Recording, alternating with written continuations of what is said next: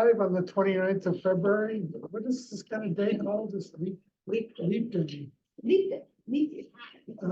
We'll be leaping tonight, I'm sure. I'd like to call the meeting of the MBTA Task Force. Excuse me, To would you order. move that down to the bottom?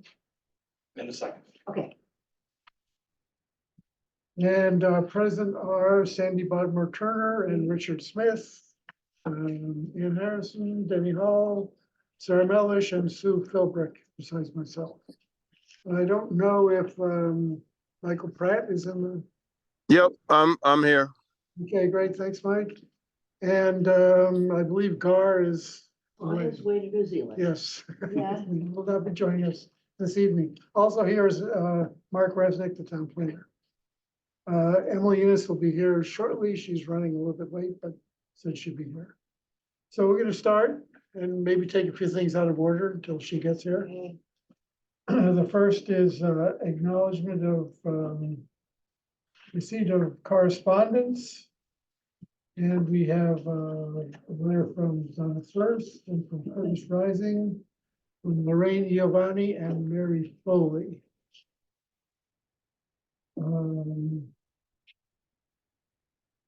Then we have the updated schedule. There are two things I want to call out on this. The first is March 7th, we were planning to have a meeting with the environmental boards and so forth. And it turns out that night there's a couple of conflicts. And Mark had a very good idea, which is instead of us inviting them to our meetings, that maybe delegations of us can go to their meetings, that we might get better participation that way. And I agreed, and so we're gonna do that, and we'll send out a schedule, and people who like to go to those meetings can, but it's certainly not required. The other important meeting is March 25th. And that's a Monday, and that is a day when we're trying to schedule a first joint meeting with the planning board. Emily, said she could be there, so that's good. And I guess we could find an alternate date if that doesn't work for us, but hearing no objection. 25th, we will have our first engagement with the planning board. And then there would be one on April 8th. That's the old schedule. Yeah, that would, then we go back to revert to the old schedule. Oh, by the way, April 8th, was the day of the eclipse. Ooh, right. That's kind of exciting. Yeah. We'll actually get to see some of it here. Not as much as. Unless it's raining, in which case it'll just get dark for a couple of hours. So without Emily being here, I'd like to move over to the next item on the agenda after her presentation. Is a discussion on neighborhood descriptions and overlay district selections.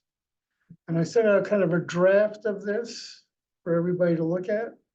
I haven't done anything else until we talked about it, because I didn't want to go up and do something that wasn't going to be useful. So I don't know if anyone has any comments about it. The one thing I really would like to make sure we get right is data that we'd like to collect for each of those neighborhoods. I think you're asking for it. Yeah. And I'm not sure that I think there are neighborhoods that we can just say now, not a good place to be. And Well, in the neighborhoods, the breakout of the neighborhoods didn't make sense to me. Okay, do you have alternative neighborhoods you'd like to pick?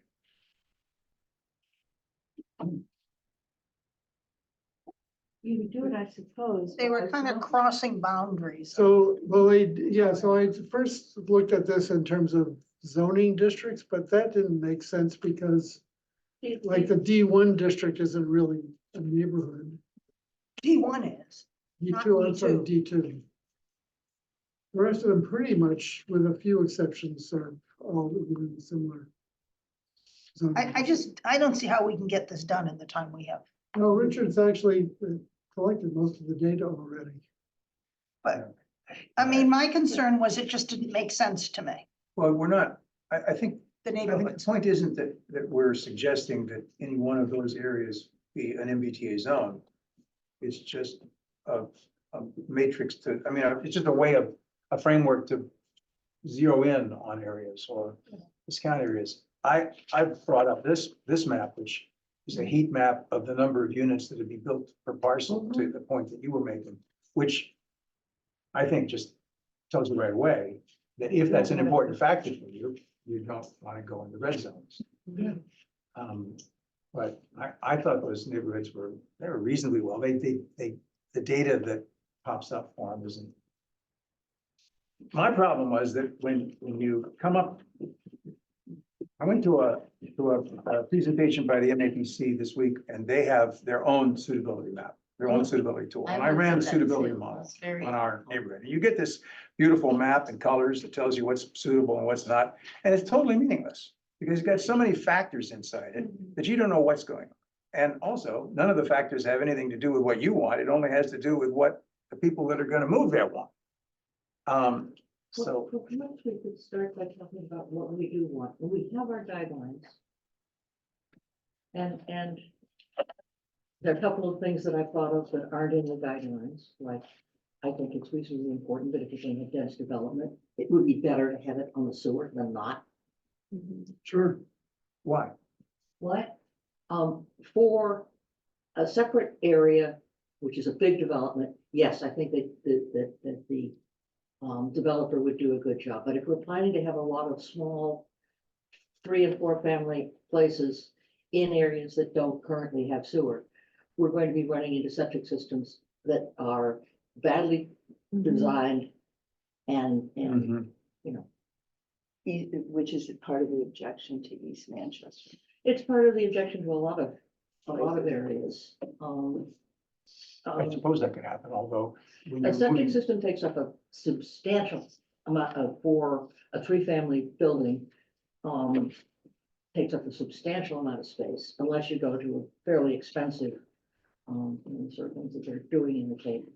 And if we're trying to put stuff on smallish lots, Well, if we were moving outside the sewer system, we wouldn't be putting them on smaller lots. Well, yeah, Raymond's small. Those are really Raymond's small lots. and it floods, and it doesn't have sewer in their current sewer. And every house that we've had before the ZBA, they have to raise it up to be 14 feet above sea level. So what I guess I'm getting at is it the combination of small lots and lack of sewer? Because we're already picking some, A lot of small. Yeah, I think. The small lots that we currently picked are all on the sewer. Right. And that seems like a good combination. right, but I think what I'm trying to get at is that, I think what you're saying is that we should avoid small lots not on this. We should avoid small lots that are not on the sewer. I think we should also avoid large lots that are not in general, because I don't think we want big projects. Right, Well, that's absolutely my feeling. yeah. And I think we discussed it before. I'm not sure that it, I'm completely with it. I just wonder, how do you think that will be received? Do you think that that's? Well, I think that my goal is you comply with the law as minimally as you have to. And you do it in a way to keep as much development out as you can. As much new. Can I, Mike is trying to, yeah, I just had one quick comment. When it comes to septic and how much it's gonna cost and whether it's gonna be really expensive for a developer to put in a septic, whether they gotta blow up ledge, all that stuff, like, how is that relevant? How is that, like, that's an issue between the developer and the seller of the land and, right? Like, I mean, I don't care if it And costs the them board of $500,000. Can I just finish, please? I don't care if it costs them $500,000 to put in a septic, right? I mean, that's not my issue. My issue is that they may put in cut rate septics. I think our board of health. Cut rate septic. I mean, there's Title V. There's all kinds of state regs. Trust me. I've owned septic houses and I have a septic now. So there's no way to get past the state DEP on Title V. Septic fields eventually fail, then you have to put them someplace else. Now, they Yeah, don't fail. people are thinking about the septics that were put in 50 years ago. The septic that are put in today are highly regulated, and I call them robo systems. They got alarms, they got all kinds of stuff on them. So again, I'm merely adjusting the point how expensive it is to put in septic on a particular plot of land. That's not, I don't get that, how that's in our purview. Well, I want to go back to this neighborhood idea, because this is exactly the kind of discussion that we all have our own individual opinions about things, and I think we all probably agree in general that we want smaller scale development, and the way to accomplish that is on smaller lots. But that doesn't really address the question is, have we looked at every neighborhood in town? And I think it's legitimate for people to say, why should this part of town be burdened with all this density, and other parts that happen to be wealthier and have bigger lots are exempt? And I think we need to, But the bigger lot issue is that encourages so we all have that. bigger I development. agree, but what we need to do is have a systematic way of presenting this, and not just our own individual opinions, and then somehow think that that's going to create a consensus necessarily. So I'm suggesting we actually vote on specific areas and say, this is acceptable, this is not, this, we're not gonna do something at this particular neighborhood for these reasons, Yep. instead of just our own personal opinions right now. And I'm not suggesting we can do that tonight either. I just want to try to create a framework where we can make these decisions in a reasonable way that people will understand. I agree wholeheartedly. I mean, I think to some degree, the level of discussion and disagreement with our proceedings so far has been pretty minimal. But I've been to a few meetings in other communities, and that's certainly not how it's gone. And I think it's very important to have a document, a framework, a way to say, this is why we picked this. This is not because you preferred it, Ann, or I didn't, or vice versa, but here are the reasons. And I think we need to have that documented. If Richard Lord Levin is willing to do the work, I think it's terrific. What difference does it make how many lots there are in a neighborhood? Many lots? Well, is it, How Size. how many buildings you can build? So, and if you look at this, all those red areas are more than 10 units on the parcel. Yeah. I do understand that. What I don't understand is why we need to go through however many neighborhoods and pull out all of these details. Well, we Well, can look at that and say, do we want 10-unit?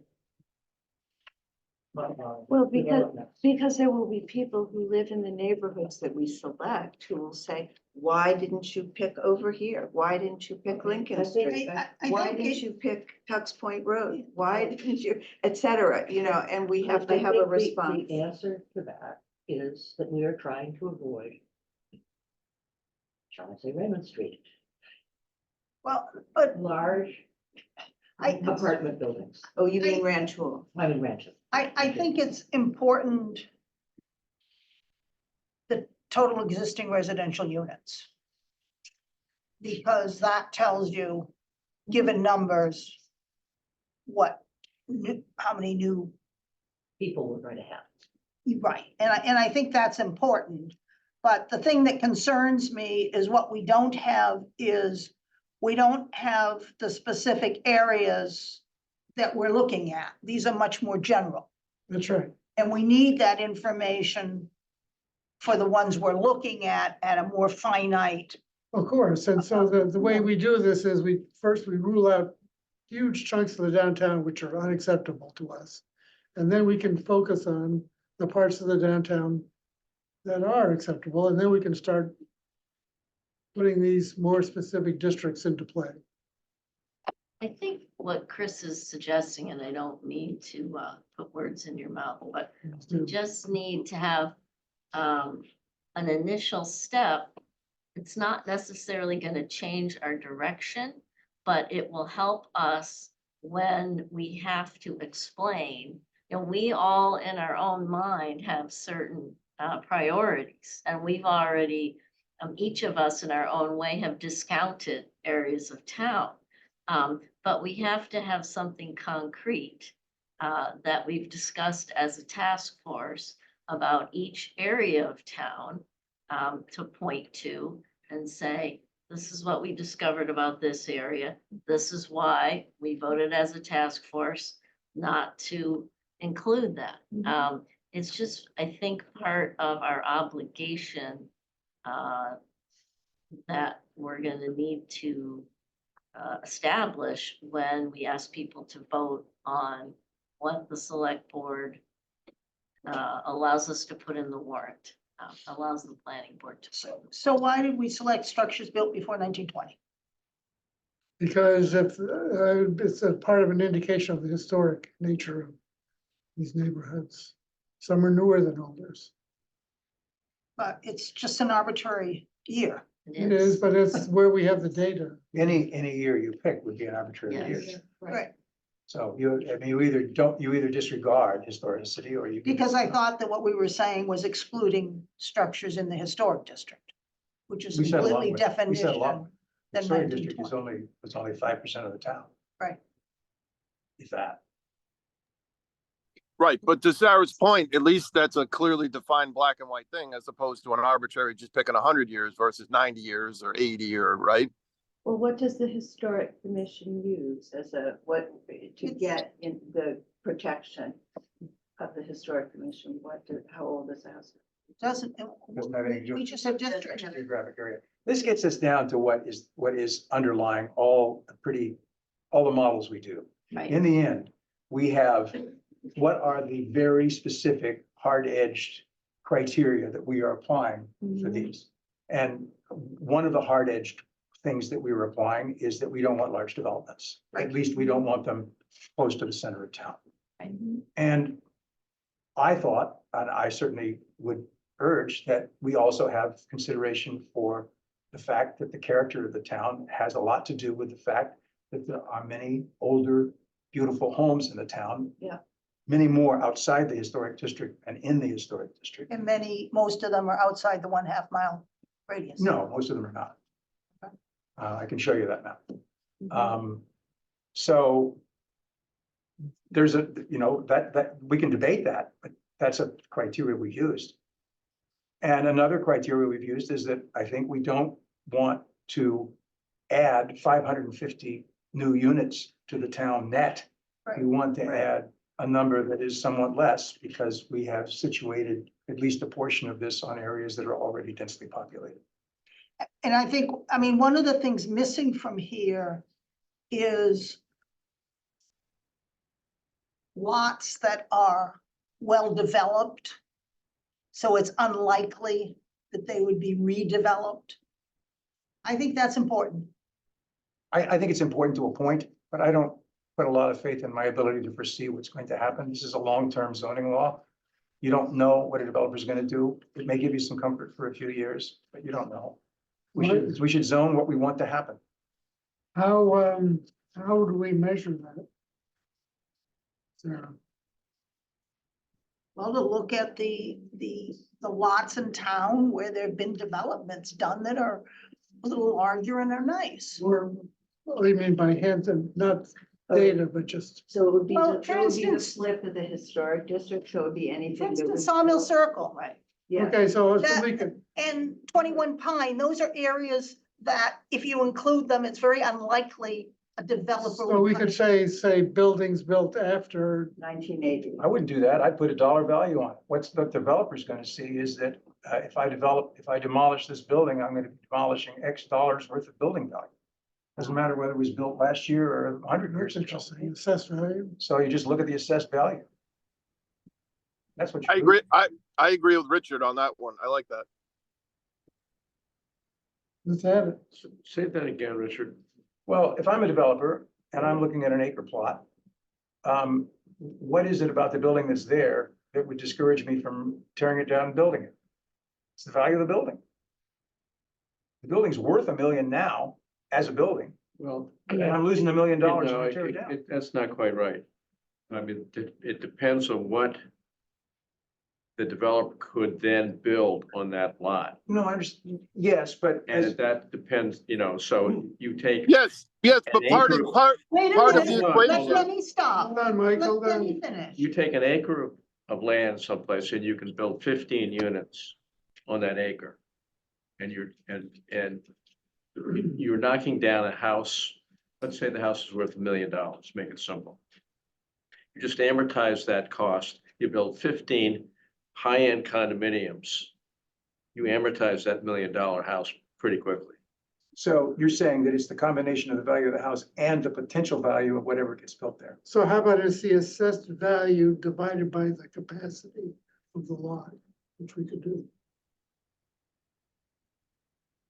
That's interesting. Well, But I think guess- he's pointing out is that if your incentive to tear down $1 million house on Mascanoma Street is greater than your incentive to tear down a house on Raymond Street at the same value and same lot size, because the value of the new homes in one neighborhood will be worth more than the value of the I homes. don't think that's exactly. I'm not right. sure that's true, but I think Well, it has this- goes back to the density that you can do and the size of the lot. Right.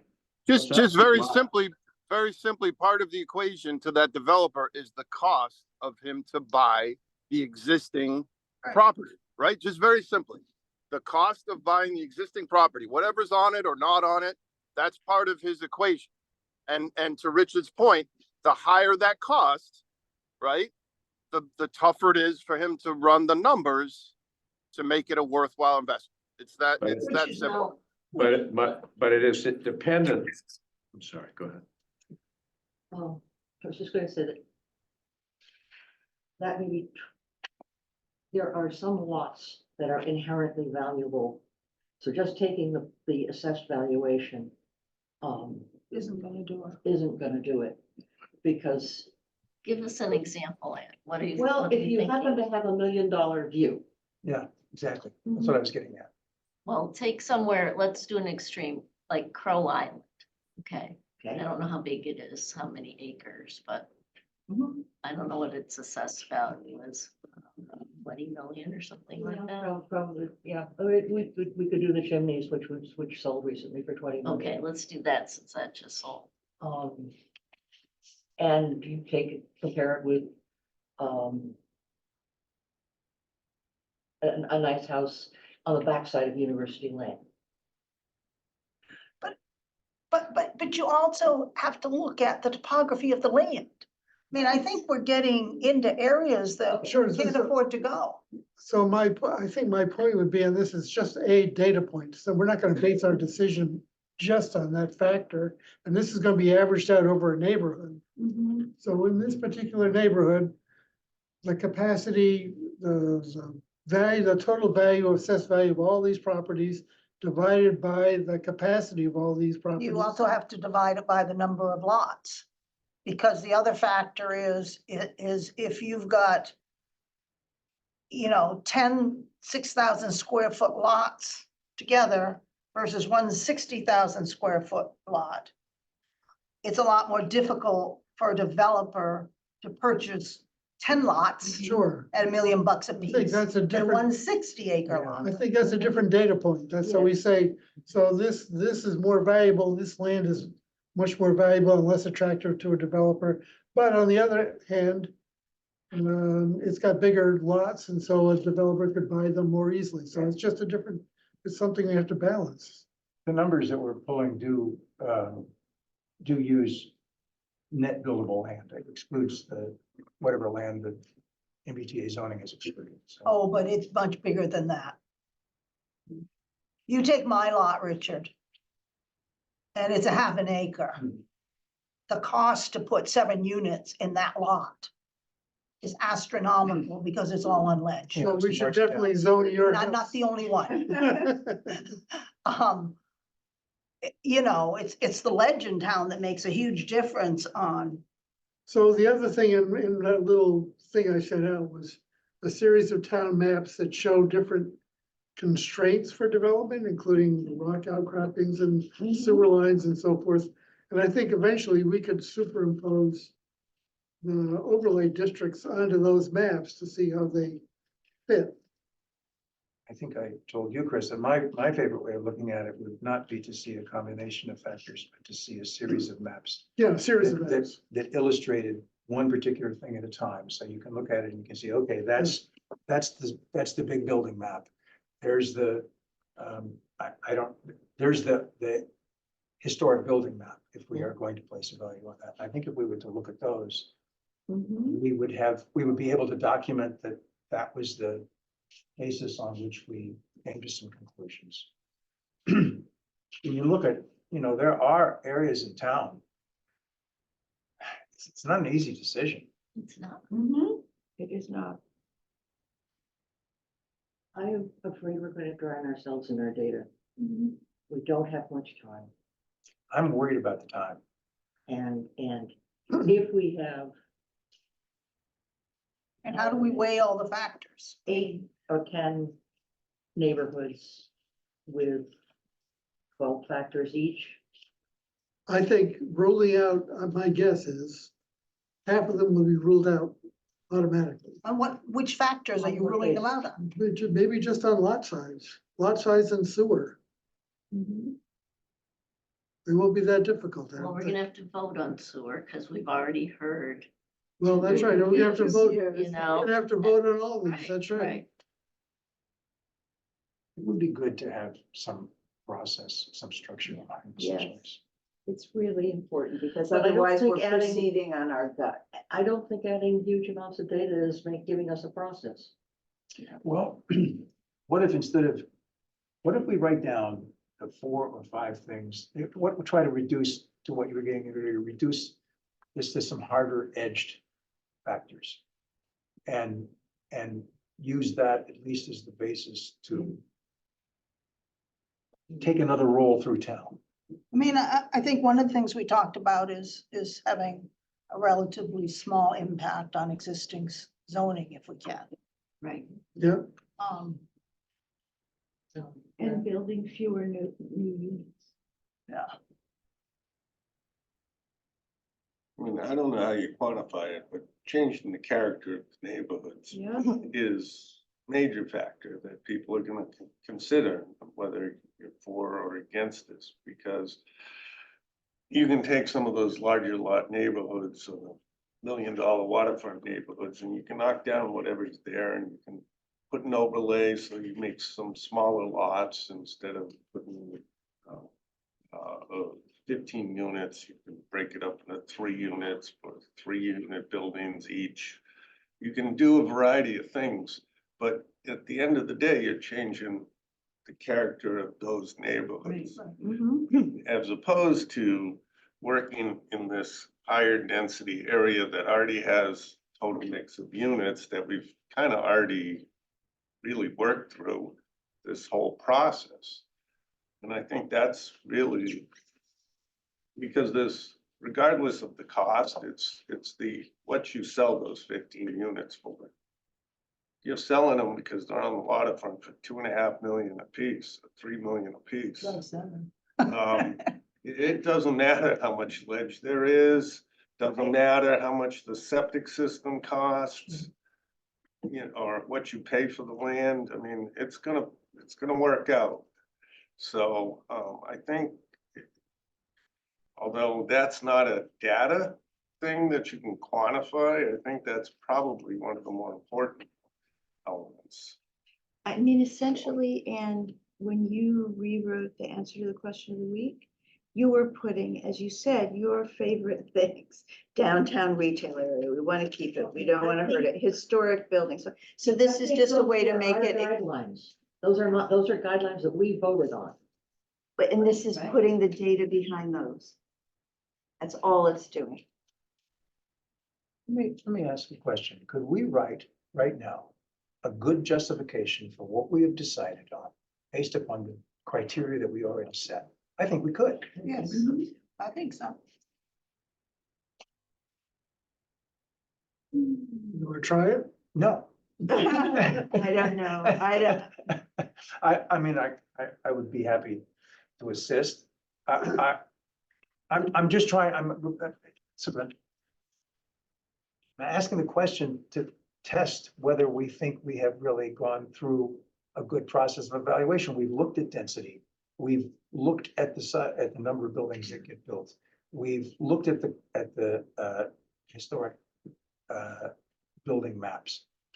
All of those fed into the decision that we've done so far. We've looked at the existing zoning and we've placed it in areas where it makes the least change to the zoning. We do have good backing for it. And the whole point of what you're getting at is to be sure that we are confident that we have followed careful process in our decision making. Yes, Well, that's exactly. and also to make very explicit the decision making. But maybe instead of someone trying to write it out, do it in reverse. We take one of the districts that we have agreed on so far, and we just lay it out in our meeting.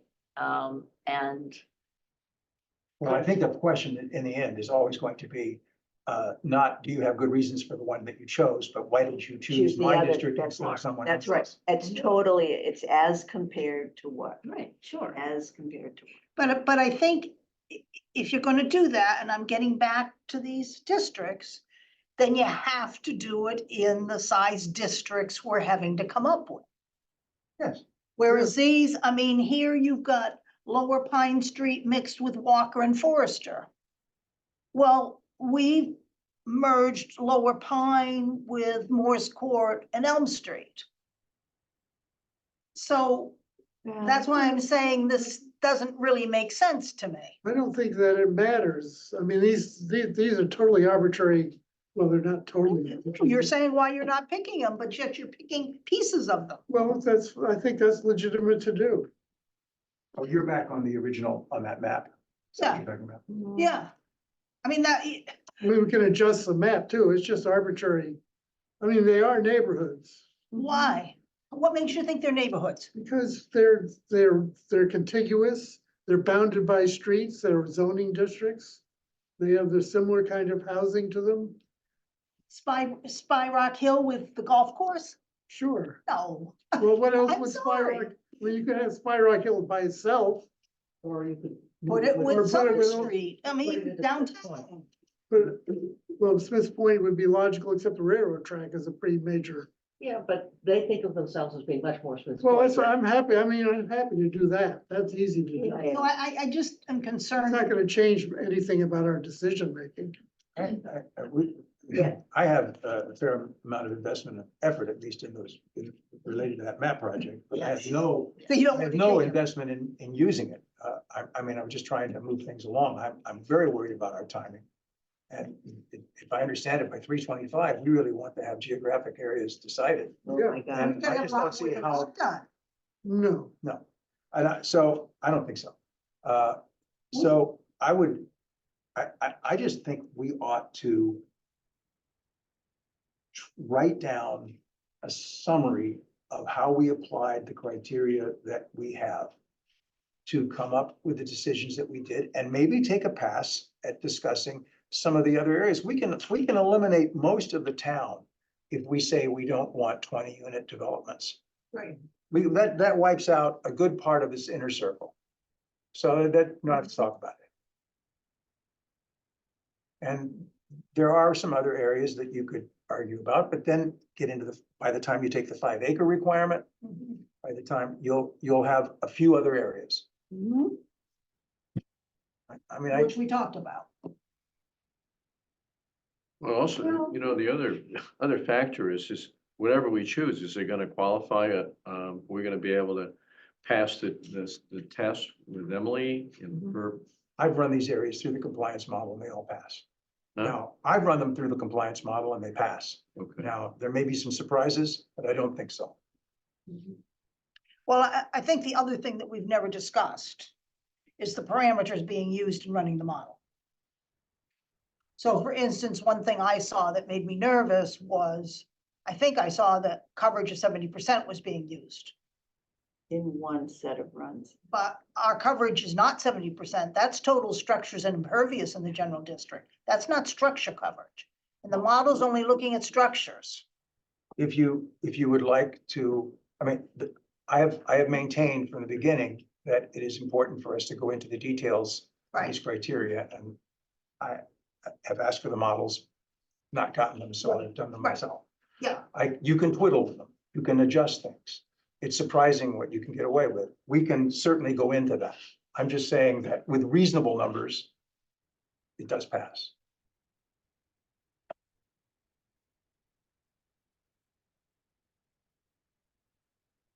And by the way, those areas passed on some of her models. I mean, some of those districts passed it in one place and didn't pass in another in the last. Just needed to be tweaked. issue, but that was just a question of what they had set the parameters to. Right, that's, yeah, Maybe a few people could brainstorm and put together some bullet points for this process. I don't mean to torpedo this process. I'm perfectly happy to go ahead and produce data for. Well, I just want, I want this to be a systematic decision and not just be based on our opinions about things. Right. I agree, absolutely. And I think we have been informally systematic. Yes, I agree. I know, I That's a think we great have, way to put it. absolutely. I mean, starting with last fall, when, right. you know, you started your first maps. And I think it's gonna be relatively easy to come to a decision. We all agree in principle to what we want to do here. And it's going to make the decision relatively easy for us to make, but not so necessarily so easy for us to justify. Unless we do this kind of. Yeah. Well, and analysis. right, and to help people understand how we came, right? Help the citizens of the town understand how we came to those decisions. While we're looking at this full map of the town and neighborhoods, something that hasn't come into it that I've seen is that in the area outside the circle, we need 20 contiguous acres. 23. 23 contiguous Yes. acres. No, they don't have to be contiguous. Well, 5 acres. there's No, something, 50% has to be contiguous. Because that would be in. No, we don't get it in the downtown area. No, we have to have 23 contiguous and it locks us into Yeah. either Gordon or Mackles, A and So, M. so why are we looking at all at neighborhoods that aren't inside the circle right now? I'm not. I mean, I think people raise the issue about the golf club. And we did the numbers. The golf club is one parcel, which is over 2,700 units. Mhm. That's a large development that we didn't think we wanted. I need some help here, because there was That's a good point. there was something that I noticed and did not understand on Emily's document, which is 15% or 18.5 contiguous acres. I thought we were limited to basically having 5-acre clumps, so we could have as many as We can't 6 have up to. any clumps smaller than 5 acres. Right, But we have to have one clump That's contiguous. that's large and contiguous. Actually, man, that's a very good point. The fact that we have to have 20 acres outside the circle, we have to have 20 acres contiguous. And there's really no other choices that I can think of reasonable than the ones that we already have selected, the LCD and the Gordon Woods. That rules out almost everything else outside the circle. well, she's saying 18.5. Well, we could do the contiguous golf acres, not course. 20. But Yeah, it's 18.5, Yeah. but Yeah, still. but I think one of the things we were trying to Here do she is. is to, yay, Yay. to try to hone into the 14.8 acres within the half mile mhm. and then have the rest outside. And that gets you to the 23. But you don't need to get to 23, you need to get to 18.5. The only reason that it's No. 23 is because that's what those two parcels add up. to. Uh, There's no other, we would get to 18.5 if we could, if there's no way to do it.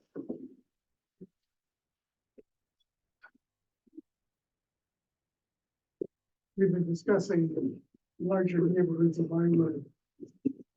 Ruling out large parts of the downtown.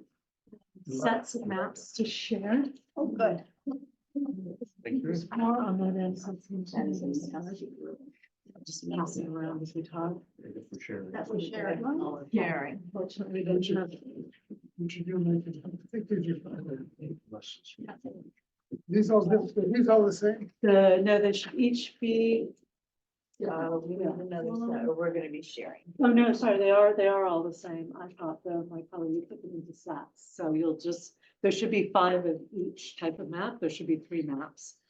So I think I gave you 501, 501, 501. I thought my colleague. had put them This is beyond that. Why don't you bring them back? Oh, I think, right, it's one of the. So these are Yeah, just- one of she's, these. yeah, These are yours. that was my fault. I thought I had told her to put them in 5 sets of 3 as opposed to 3 sets of 5. All in the details. All the details. Okay, I'm gonna put 2 Let's sets try this in. again. So I'll just take a moment to log on.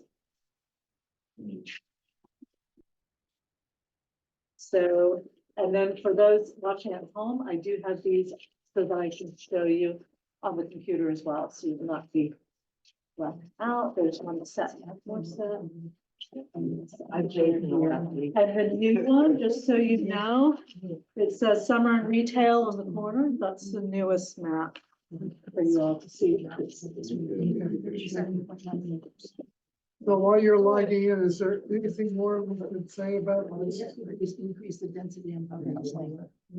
I don't No, know. we And didn't. we didn't finally vote. I mean, I certainly, It comes up. if it's willing to do it, I would like to, Downtown. because I think in terms of our interactions with the public, we really gotta explain how we came to the conclusions we did. And the more factual and systematic it is. Does anybody feel strongly about not doing it? Not doing what? The neighborhood analysis? I would prefer that we not do it, but my reason is that we're just going to drown everybody in more data than they can figure out.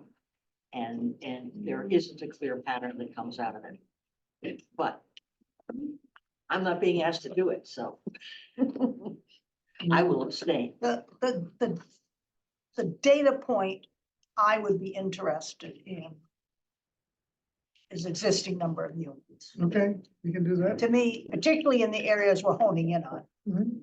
to me, that's very important. I think as we've talked this through, and we realize that you can apply a couple of filters sequentially, like the filter you just discussed, which says, well, we gotta have 20 acres outside the circle. That means we're gonna have to go into these 2 particular locations, so everything else outside the circle is pretty much off the table.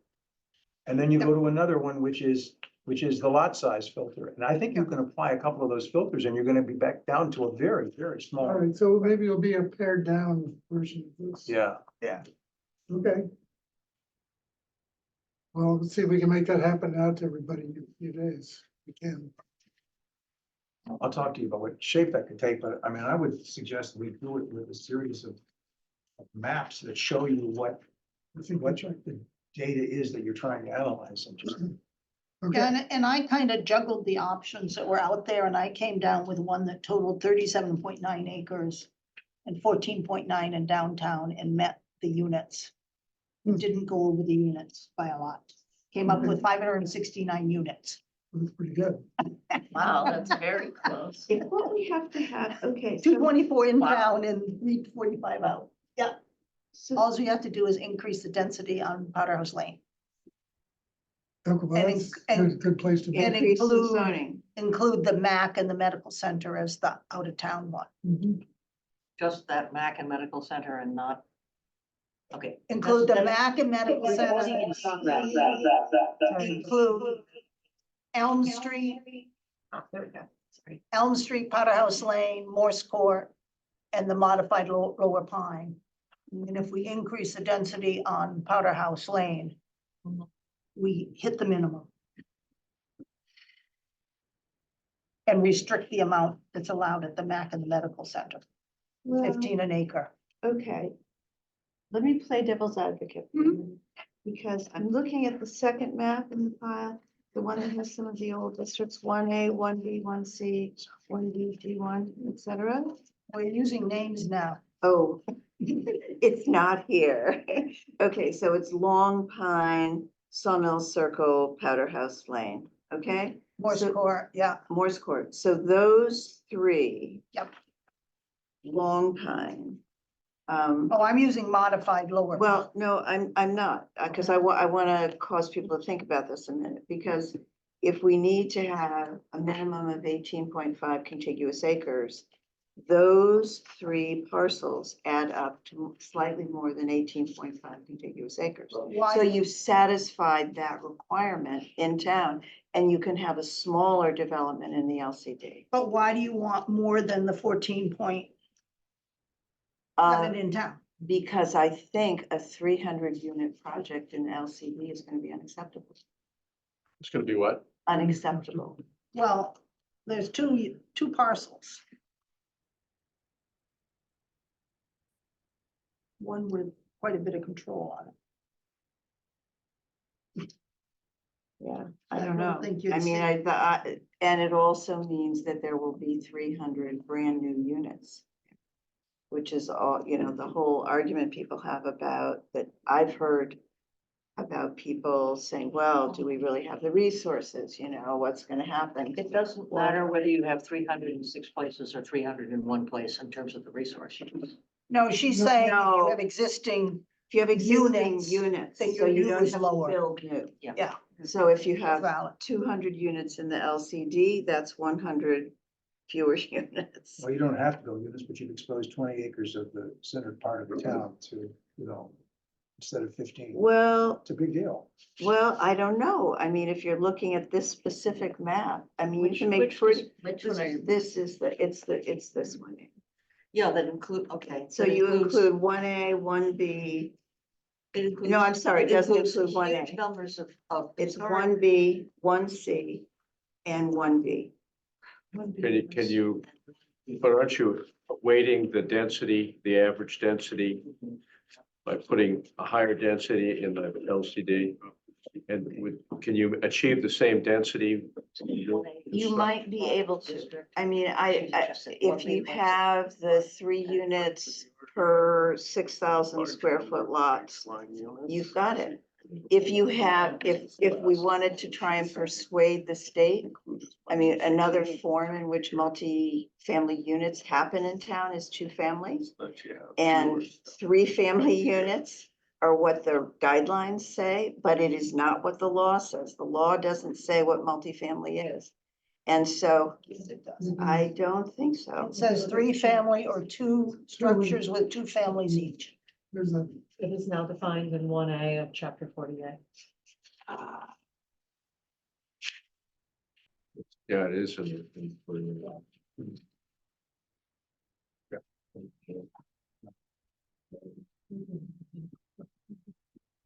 okay, can we share, Sue?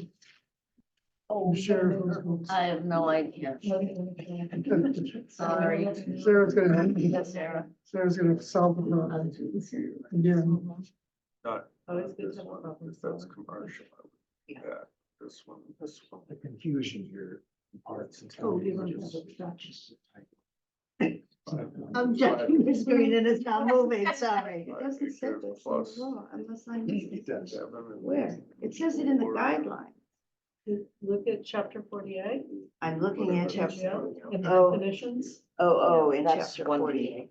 And also. The 3A, Yeah. the 3A does not define it that way. Exactly, because they added it to chapter 48, section 1A, Ah. that means which covered all the zones. That's why you missed it, yeah. Okay. How's that? Section. In any case, you can still accomplish what you're trying to do in terms of density with 6,000 square foot lots and the. But not all our lots are 6,000 square feet. Right. That's the challenge. You can't assume they are. You have to use the actual existing lot sizes. Right. okay, so, should we move on? Whenever you're ready. I'm ready. So first of all, apologies for being late. We had a glitch between the spreadsheet and the presentation. So the information I'm going to show you at the beginning, the summary information is just fine. All of the 5,000 backup tables, there are a couple that are still incorrect. I wanted to be right with the summary information, so I figured you'd prefer right and late to wrong and early. So I'm going to show you the summary information, and then after we go back and correct the backup information, which is correct on the spreadsheet, just on the presentation, I'll give that to you tomorrow. So the basic summary is out of the multiple rounds of variations that we did, we do have 3 compliant districts to talk over with you today. I'll show them on the screen here, and then we can go through the basics of the details of each district. We also have one district that is very close to being compliant. It is geographically, it is in terms of acres and location of acres. It's slightly under in terms of number of units. So that implies a change to the dimensional standards rather than a change to the geography. So the first one we have is, so after the last meeting, we had the districts we'd started working with.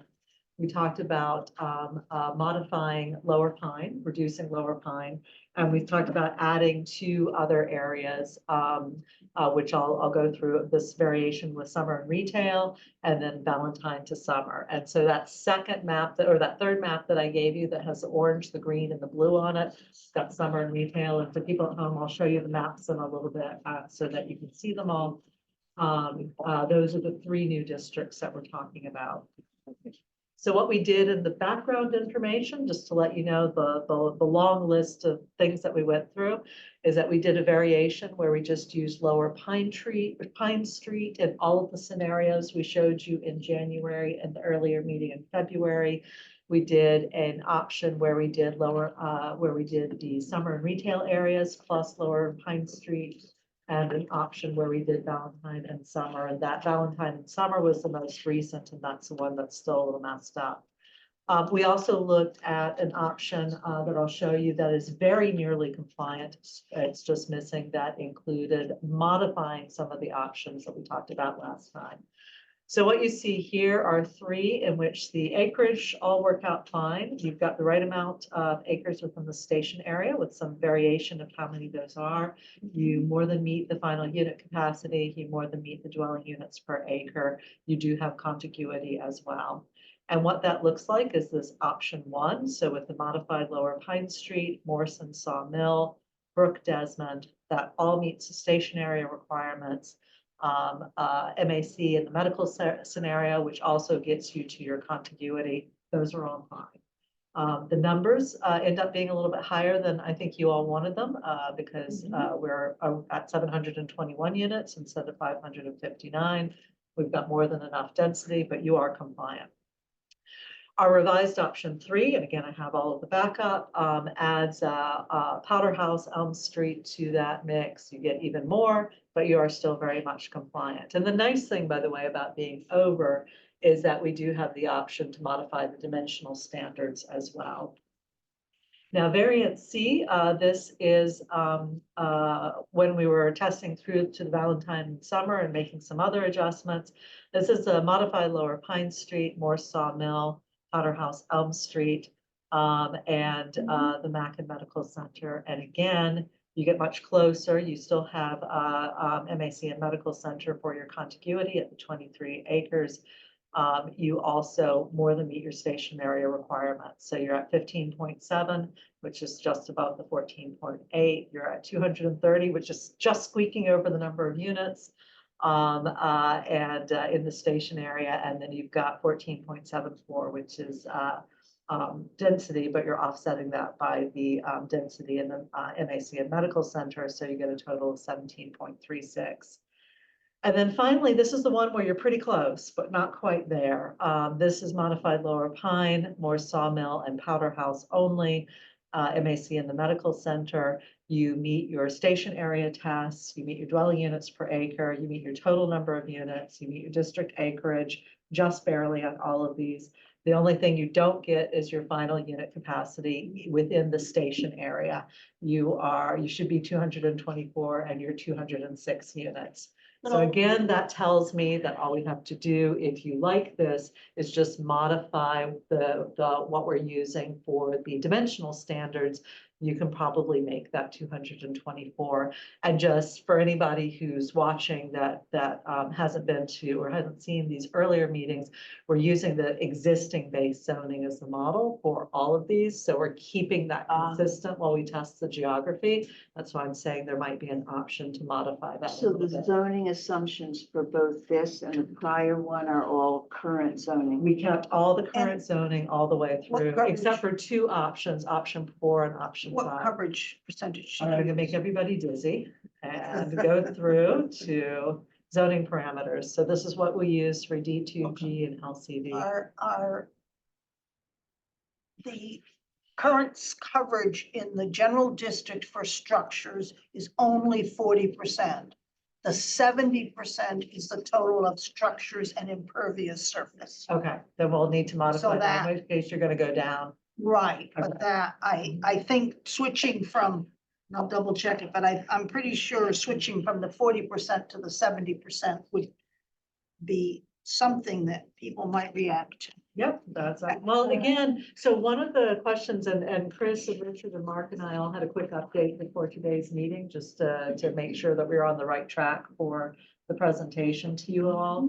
And one of the things that we discussed, because I was seeing it in the first round of variations that we did, is we're getting very, very close on geography. We're starting to get to the point where as we mix and match, we're not seeing that much difference between the geography. If we can get it kind of close to the minimum number of acres you need in each area, which is what I was hearing and why we did that last test. At that point, it becomes, how do you want to apply the dimensional standards? So I think that point, if you want to, drop down from 70 closer to the 40, see what that does in terms of units. That makes sense. That will go back to the balance that we talked about of how much within each area, but trying to change the dimensional standards and the geography at the same time leads to even more variations than I already have in this spreadsheet. So I wanted to, at least for our discussion, get close to maybe 2 or 3 scenarios on the geography that you felt comfortable continuing to test. And then we can test some of the dimensional standard variations. So for example, on Powder House, if you go back a slide. Oh, it'll be more than a slide, I think. Yeah. Hang on, I've got to go all the way back Well, up. we can jack No, up no, that well, I density. think we could use it. Yep, this Yeah. one, yep. Yes, on Powder House, you're assuming existing zoning, not zoning to what is already there, to Exactly. the density that's already Yes, there. exactly. And All right, so that should add a few. Absolutely. when you're talking a sub-district, Yes, so could we take something like Powder House Lane that has 2 lots on it and have it be a sub-district? yes, Okay. yes, absolutely. I think that's an important thing is That's that the really important. density, the dimensional standards, all of those can vary by sub-district. And is there a minimum size for a sub-district? 5 acres. But Oh, that's if no. it's by itself. By itself. If Have it it's completely- adjacent to another sub-district, that counts as one Okay, contiguous so area. let's say we have a 5-acre district. Yes, And within that 5-acre district, can we have it? What are the sizes of the sub-district? there's no limitation on that. The Ah. limitation is on the contiguity of the districts. Okay, The only limitation isn't an HLC limitation. It's a understanding at town meeting what rules apply where. So if you have too many sub-districts, right. your zoning starts to get extremely complex and less easy for people to, less easy for people to understand. Well, Powder House Lane is really small and Yeah. it's very dense and Mhm. I think the owner would love to put another building in there. And So, again, we could then, so you might be able to tweak that one and Yes. get your desired number of. and we had talked about that, but Yeah. again, once you start modifying the districts in terms of geography and in terms of density, and then I pull these up, it's near impossible for us to tell which one we're looking at. So after our conversation, I wanted to focus on geography. Get that set, as I said, 2 or 3 scenarios. We have close to 4. We could actually keep these 4 and play around with them a little bit more if you wanted to, or we could choose 2 or 3 out of these and work with those. And with that, let me just show the people at home the districts that we're talking about, or they will get confused. So I just want to pull up the new districts for people to see while we all chat.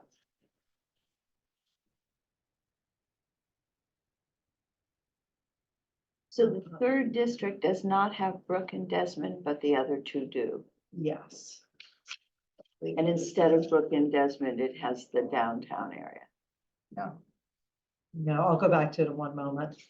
So just so everybody can see, I'm gonna pull out. So Lower Pine is this blue. It was extended further up. in our earlier discussions. Yeah. Summer and retail is the orange and Valentine to summer is the blue. I'm just gonna scroll in so people can see that. And then while they're looking at that, I'm going to pull that up. So the last option, option 5, we're calling up, variant C, option 5, that'll tell you how many we were doing, is Lower Pines, the modified Lower Pine Street, North Sawmill, Powder House, and MAC in the Medical Center. Is the new Lower Pine including 21 Pine? Doesn't look like it. I cannot, here's a new Lower Pine on the screen. I don't have the numbers up. No, it doesn't. No, it doesn't. No, that was a big, important one to include. This is not, it That's, doesn't make, I Is think that what we pulled from Morse your court, maps. would it be in the Morse court? that's in the, Oh, that's on the other it fell side. into the This more, lower pine is, this lower pine is the west. yeah, side. that's right. It fell into where the east side of Lower Pine is in, Morse court. Morse Court. Oh, got it. Yeah, the old, it's. Because it's the general old- district. The old 1C. Okay. Mhm. So Emily, as I recall from earlier meetings, Mhm. there are some zoning constraints that have an impact on the model Yeah. and some that do not. That's correct. And parking, for example, does not. Parking does. Oh, Parking parking absolutely But it does. doesn't if you have low enough coverage, right? So if we have 40% coverage, there's automatically enough room for 5 parking spaces. Parking is calculated separately within the model. So if you have your piece Right. of land, Right. first you take off excluded land. Yeah. Then you take off open space, then you take off parking, and what's left is your building envelope. Do you have to have open space? No, you don't have to have open space, you don't have to have, we use in the model, there's a minimum 20% open space that accounts for setbacks. Because modeling setbacks, an individual basis didn't work, so we're using 20%. So if you have 0 open space in your zoning, it's gonna model 20% anyway, because you will have setbacks. So that's the proxy, but if you have 30% open space, the model will use the 30% open space, assuming some of that is within your setbacks. For what it's worth, I ran my models on 40% with 70% coverage and parking made very little difference. So what's the assumption for parking in terms of square feet?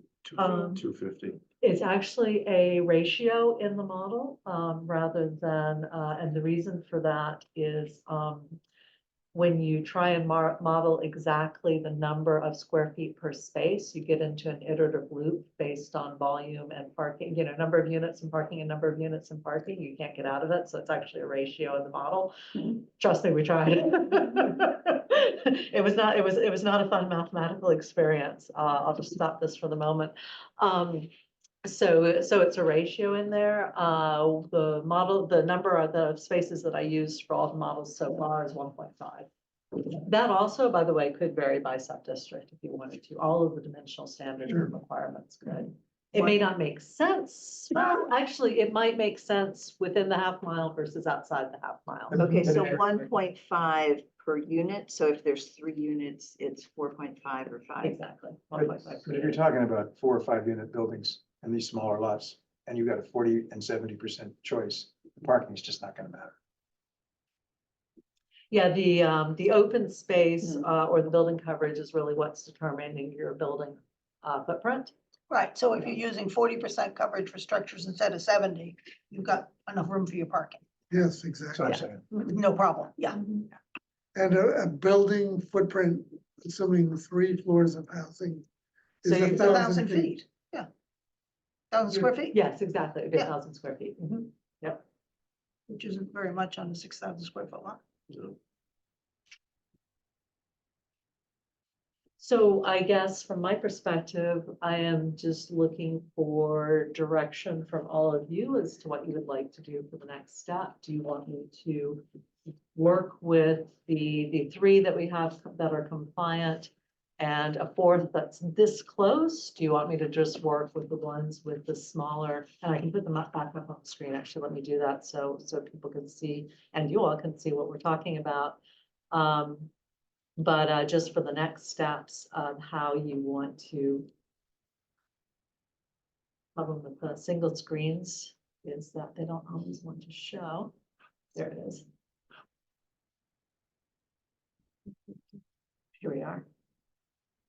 So just to go through them again, the ones that are compliant, we have a 45 acre, a 48 acre, and a 38.7 final unit capacity, because I think these numbers in bold are the ones that most people are going to,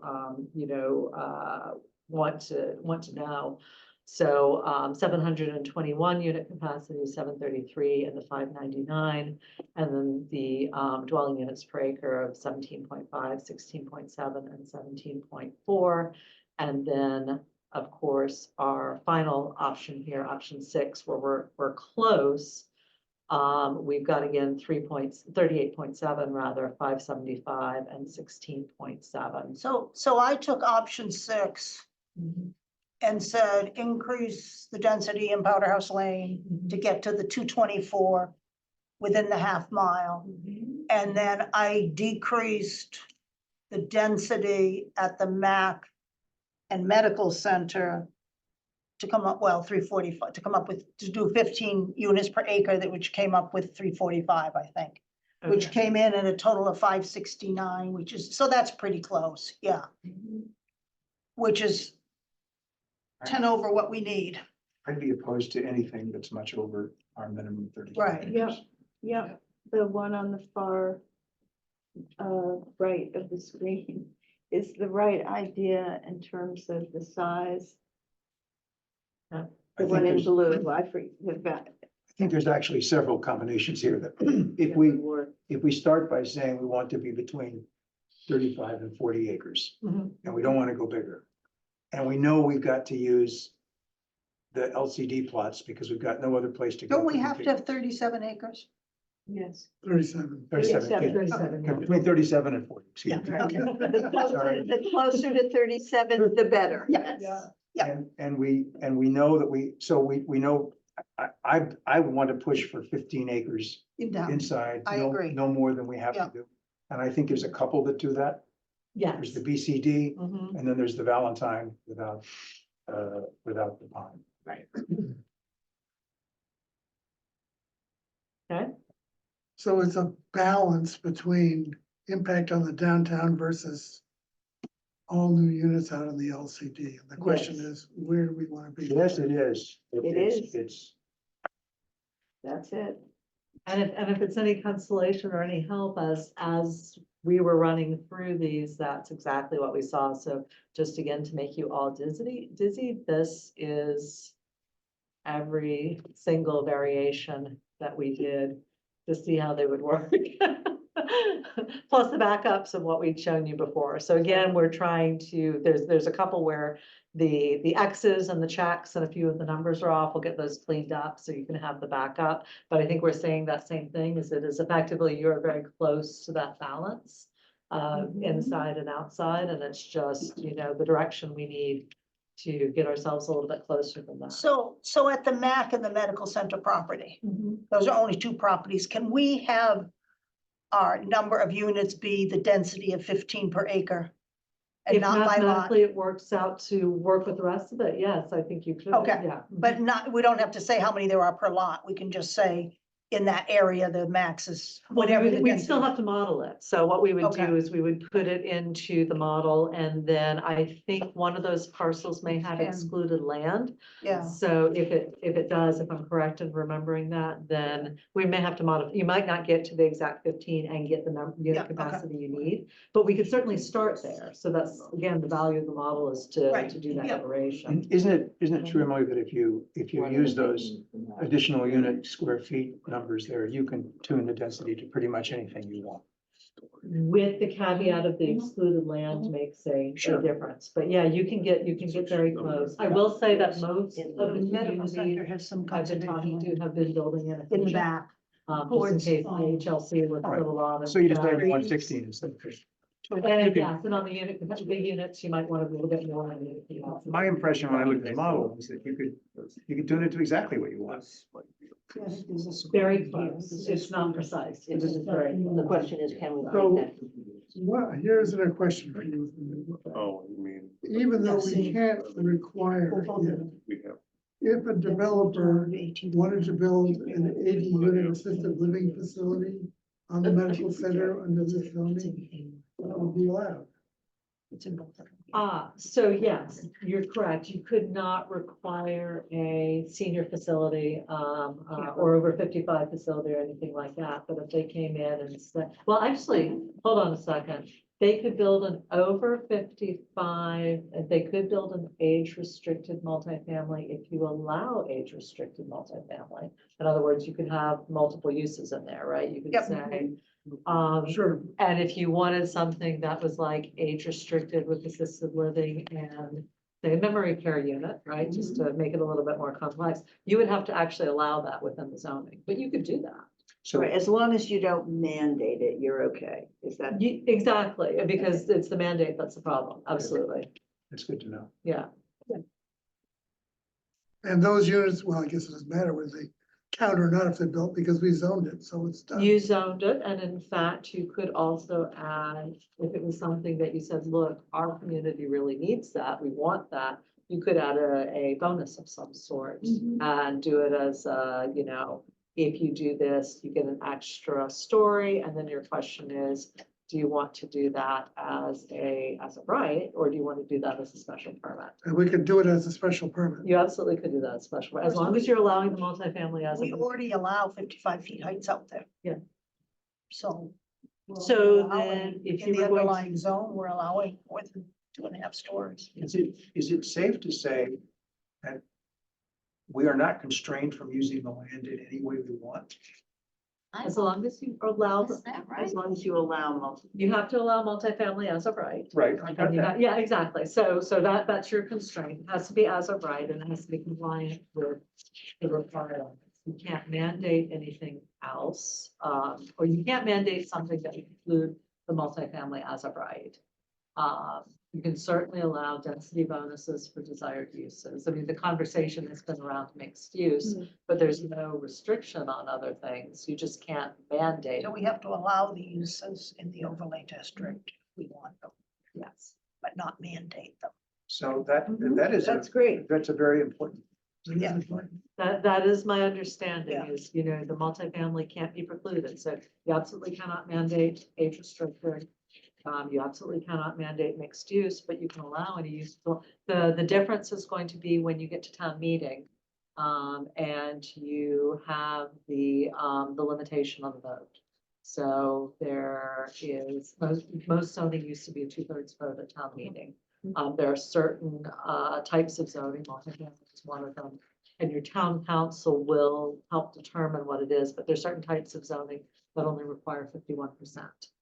If you start adding other things into it and take it away from the uses that qualify for a 51% vote, then you're back to 2/3. Well, that's a So huge factor. But That is senior, huge. but senior housing is multifamily housing. I don't know, this is where you're getting into what town council could determine. I don't know if that counts or not. I don't think it does, but I could be wrong. So you're saying even if we didn't mandate a particular use, Right. but made bonus incentive, some sort of incentive for it, you could wind up in trouble with the. Yeah, the quantum of vote is versus- what it's called, Okay. yeah. But does Because that- that's not 3A. The quantum of vote is not 3A. That's actually a different part of the zoning code. So, and it's very specific about what can. You could also have 2 articles, Yes, could do that. exactly. one with a minimum requiring the Exactly. 51%, and then the one with the good stuff requiring the 2/3. Yeah. I have one, and I was talking about it with a second client who are in fact doing that. Yeah. They're doing a base compliant article and they're doing a second article, or they're considering, they haven't done it yet. A second article that would modify the first article and add something additional, yes. Yeah. You could also at some future date do a completely different overall for the district or change the. Yeah, but the senior It's also housing in- piece seems to be very important to people in town. Yeah. So to be able to include it at the same time, but maybe as a separate article so that, Yeah, and it was a pretty long list, though. I did read it a while ago. yeah, Yeah. And it's a pretty long and detailed list, so we might, yeah. I just don't recall it. Yeah. Okay, what would we like Emily to do? Well, the one I'm interested in, is the Lower Pine, Morse Court Sawmill, Powder Powder House House. Lane, That's the core. and the MAC plus the medical center, but changing, using the 40% that Mhm. is, and then Powder House Lane, increasing the density to the extent we need to qualify. I have a question also about, There's two parcels. in terms of zoning to what exists. Yeah. I have a question about Sawmill Circle. Mm. Because there are two, and correct me on the zoning, Sarah. My understanding is we currently allow existing three-family. Do we also allow in that district 2 units, 2 houses with 2 units apiece? That's allowed in the general district today, Is that allowed? with under special permit. Under special permit? But the So- Sawmill Circle was a project approved by the planning board. Right, I understand that, but if someone wanted to convert each parcel, each lot has 2 houses on it. No, those So- aren't separate parcels. I don't, It's one parcel. I think they're each on one house, one parcel. each house is on one parcel? But I think you're going in a very interesting place, which is those by now could be converted by right to three-family buildings, as long as they didn't change the structure. I'm not sure they can if it was approved as a special project. It's a planning board approval. It's not a single family Well, resident. I mean, it's not, Isn't that irrelevant if we put an overlay over Well, it? the reason, right, We're trying to say, well, it's really more like, we're not changing very much, but just. well, each house became a 2-family. For some reason, I thought, and I can, and do a more careful look, I thought the houses were on 2 houses on one lot. well, I don't think it really matters. Because if they then could be, if you change that to, the 2-family by right, then you would have a much denser But situation. I could test that and just say, in this particular sub-district, it's, yeah, I'm not sure. just for that level of Minimal density, change. not saying it's a two-family. or We've even got so many three. tests here. I am overwhelmed by the number of Number of models that are tests. now Right. included. I don't want to add Pull back something new. here and work Yeah, on okay. a What you small have. number of reasonable. Emily, where are you with Gordon Woods? There was, I did speak to HLC on, the 99-year lease. I think what I would recommend on that is if you are still talking to, the town is still talking to Gordon Woods as a possibility. When you submit for your pre-application review, that we submit, assuming that it's moved forward to that point, that we submit Gordon Woods as part of that review and see what they say. There's kind of some pushback on exactly what the lease would include, as I recall, and so we don't have the definite, I think there's not enough information for them to, but with the review, they have to review it, right, and give their comments back. I would put it as part of the review. So. If I may, one of the sentences in here is, we would need to have a fully permitted project in place prior to and in conjunction with the conveyance of the property to a third-party buyer. So they would need a permit, they would need us, No, they just need an A&R. what they say is that we would need to have a fully permitted Who's project. saying that? The letter from Gordon. The letter from Gordon. Oh, okay, I'm sorry, I haven't seen that. Yeah. Not saying I don't have it, but I didn't know what you referenced. Okay, sorry, this is. And I couldn't see from across here that he's. putting Well, out like that. your eyes. I think, Ed, my sense is that, what I had proposed to them was we could basically have a simultaneous closing, as long as the pieces were in place and essentially an escrow.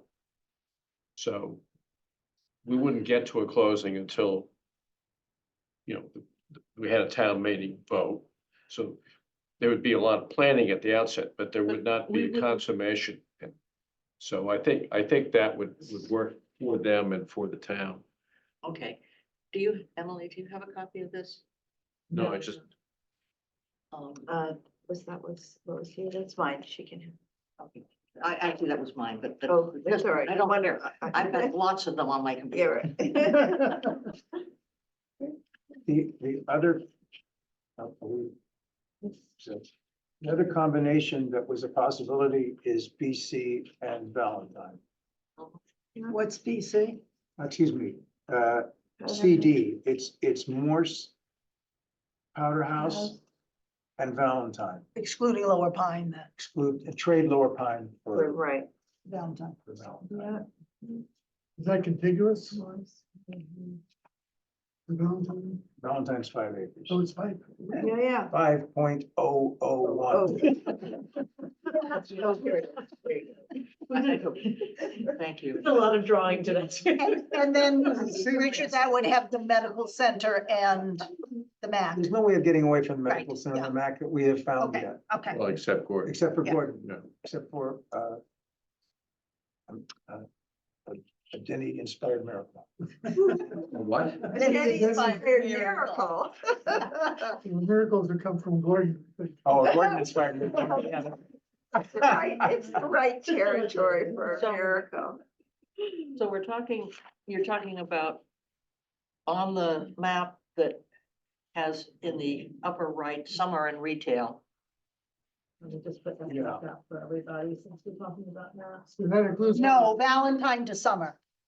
Valentine to summer. No, I'm trying to identify the map. Oh, Oh, yeah. Yes. Lower This one Pines- here, yes. Lower Pine Street. Diminished, that's 1B right. diminished. This guy. Yeah, So it okay. includes the green and the blue there. Yep. It includes the green and the blue. Blue. We're not talking about the orange section at Nope. all. Correct. So this includes my favorite Yes. gas station, Yes. the 12 Summer Street, larger, and then kind of an awkward jump across the electric system, It's okay. Yeah. across the tracks, Fine. and, one house. No, that's the Valentine's. There is. It's the Valentine That's the warehouse. Valentine warehouse. There's a house on the. This is, There it is. out of date. And the reason Did I I say it's drop out the of wrong one? date is, well, maybe it's not out of date. It came up that I measured this by taking 1/2 of the frontage roads and I got to 5 acres. That is allowed, but has not been the convention followed at Ennis. So we either go back to going to the frontage roads in which we can actually use these parcels. Mhm. Or we can pick up 2 or 3 additional parcels. Gar's property, for example. Which, You go a little bit up each street. which is, yeah, Well, Now- we could go across and pick up, there's a house on the tracks there that I picked up. Yeah. we picked And up, that, yeah, it's and right that there. actually picks up a lot. and you because got it the picks up hardware store, Because it right? includes more street. And you got the No, hardware there's- store? No hardware store. We're nowhere near, we're not in talking about the orange, Sarah. okay, Well, Blue here. We stop at the green. okay. This is the Summer Street project. If you're a little bit short, could you pick up, I'm just trying, I'm sorry, I'm struggling. What street is hidden there? You got C Street and that's Tappan This is Street, Beach. is it? Yes. That's beach, Okay. yeah, Ann's right. So, That's beach. And then what are you including in the rest of that blue? the blue is, That's green. that's the gas station. No, we're looking at the blue to the right, Ann. Oh, okay, this is the blue that's part of the orange. This blue is, this is C Street. Yeah. This is the house on the railroad tracks. This is the Valentine's. Oh, I know. warehouse. Okay, I got that house. I was And thinking the you- big yellow house. And I'm that's not sorry. short. That's not short. Okay. One way or another, it's not short. Okay, so you don't have to come across the street and pick up, Well- Callas and. No, you No, we don't. go north. No, you would go north. if you So the wanted to go green was Oh, in the orange as part of the So blue? the other Yeah. thing you could do Okay. is come across the street this way and pick up, the Cape Ann Bank. Well, that might be good. Well, yeah, or you can go up just a little way Don't and pick up. Yeah. I Don't know. touch it. Just Don't touch it. Oh, yeah. don't touch. Yeah, so you could, do you could go over here and pick up that bank building. And why do we need to This pick large up one more? is the bank building? If there's enough there without it. There is. Don't touch it. I'm not. It keeps getting smaller. Hello. Hello. Touch screen. Big. Yeah, giant touchscreen. This is a classic case of if you overlay the coastal zone management folks' concerns, Yes. you're in a flood zone or a near-term flood zone. I don't think so. Not now, but What a year. I don't know, we've looked out to 2070 and this area is, It's not excluded, well, I know, but there is a, but we don't care. Yeah, that's not. So what if they can't develop it because it floods? Not our problem. I'm with Sarah on this. I don't know why we care about yeah. okay, so this picks up the 4 Beach Street. Yes. Shop, Mm-hmm. okay. Picks up the shop. And Picks up the shop, Stanley's, Richdale's, and the existing Yes. multifamily. Yeah. And then it hops across the But it street. excludes Crosby's. Okay, it goes, Yeah. it goes the other behind, Madam had. behind the bank kind of thing is where And the it's dry, it crossing. doesn't, it doesn't include the dry cleaners. it does include the power station. Does include the power If, station. if I were to, but I would take out, 4 Central and pick up the Cape Ann Bank building. For beach, you mean. 4 Beach, yes, I'm sorry. 4 Beach is kind of character of town, a character of town issue. And I'm not sure that the Wait, isn't Cape Ann the, Bank. isn't the Cape Ann, bank building though, south? I mean, how would you connect it? It's south Across of the the, street, across the street. it's, no, it's what, down one end, the Cape Ann Oh, bank. it's down one. It's down one. Wait, Oh, the, this is, this is. that's the Larry's. post office. You're the one This is that's, the post office. yep, the one that's gray, This one is shaded in gray is the Larry's, post office. Yeah, This Right. one is the Mars with 11 Beach. yeah, you can't get to the Cape. You Ann can't Bank. get to Cape Ann bank. It's the bottom one. But you can get to Mars. You get to 11 Mars. Beach. Okay, so remove 4 and 4 Beach and add 11 Beach? Is that- Well, If we remove Uh-uh. 4, You're gonna drop a residential building Right. there. right, I don't think we want to It- make that change. it's existing housing. I have a recommendation. Yep. Rather than trying to pick one of these, I think we're gonna present the planning board some options. Okay.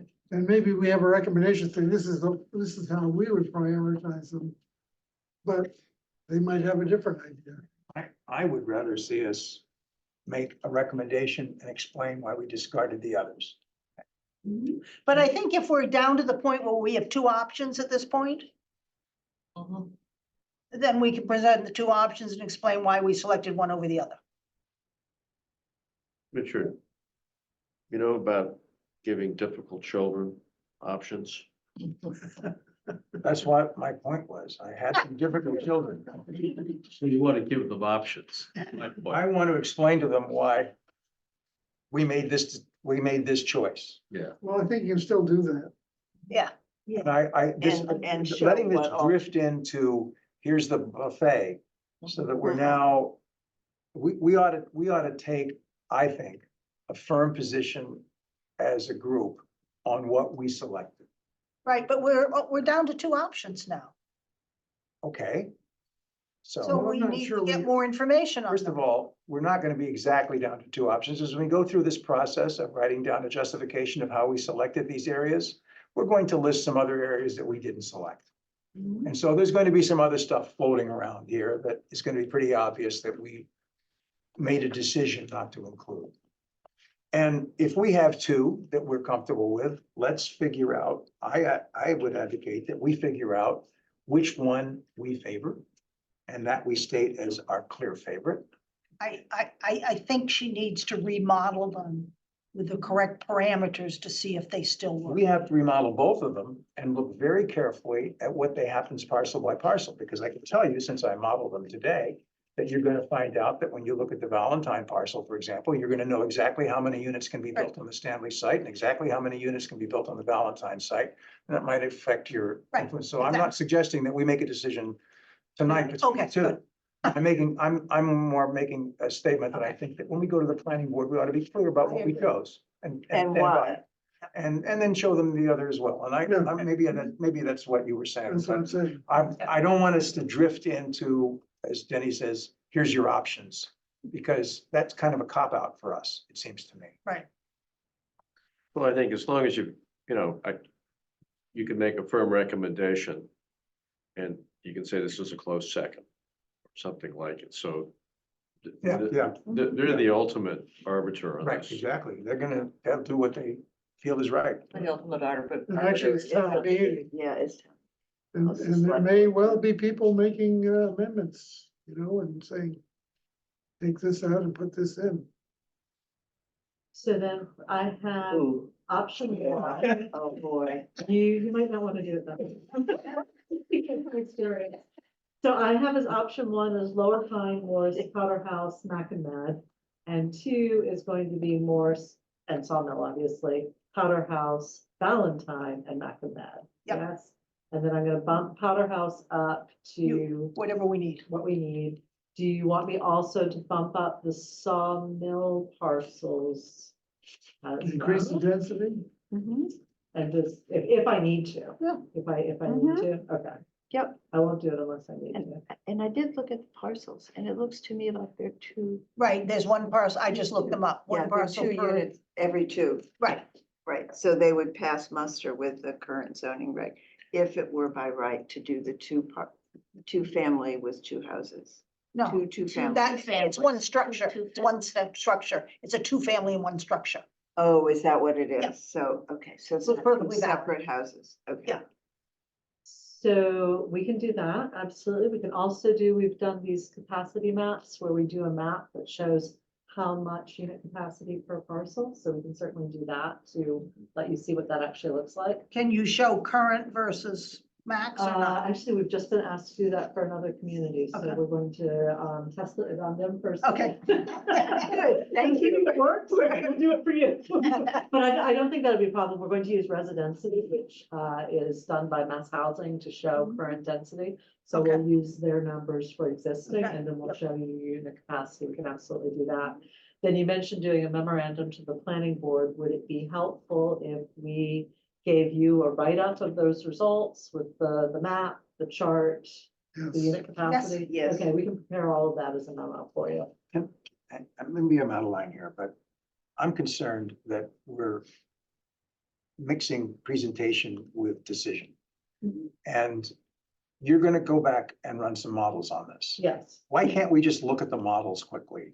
of course, And yeah. long before any finished presentation is put Mhm. together, so that we can assess it, because these, we're just gonna see a list of parcel densities by parcel, I mean, units per parcel on that compliance model, so we don't need a fancy presentation to be able to see what is gonna happen. I think other people want it, Richard. I agree with that, but what I'm trying to avoid is waiting for another presentation, having another meeting, finding out it's not exactly what we want, finding ourselves going out yet another meeting. We have to have the presentation at some point, but let's make sure we've really got the numbers right. But the before we- planning board meeting's Emily- only 3 weeks away. Emily, what would the, I think that's his point. is it a spreadsheet? Yeah, What but we shows can't you wait the till we number make a of decision units on per it. parcel? The She spreadsheet does said the that you presentation.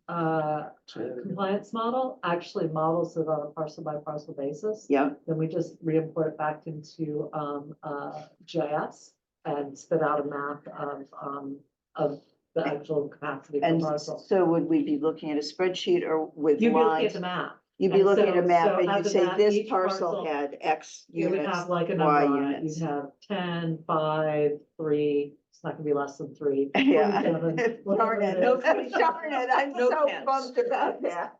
Well, let's think about what we're accomplishing by the 25th. We don't necessarily have to make the final decision on what the compliance parameters are. We only have to decide that we have got a set that we could live with. Mhm. And so the geographic areas are acceptable to us. Is that right?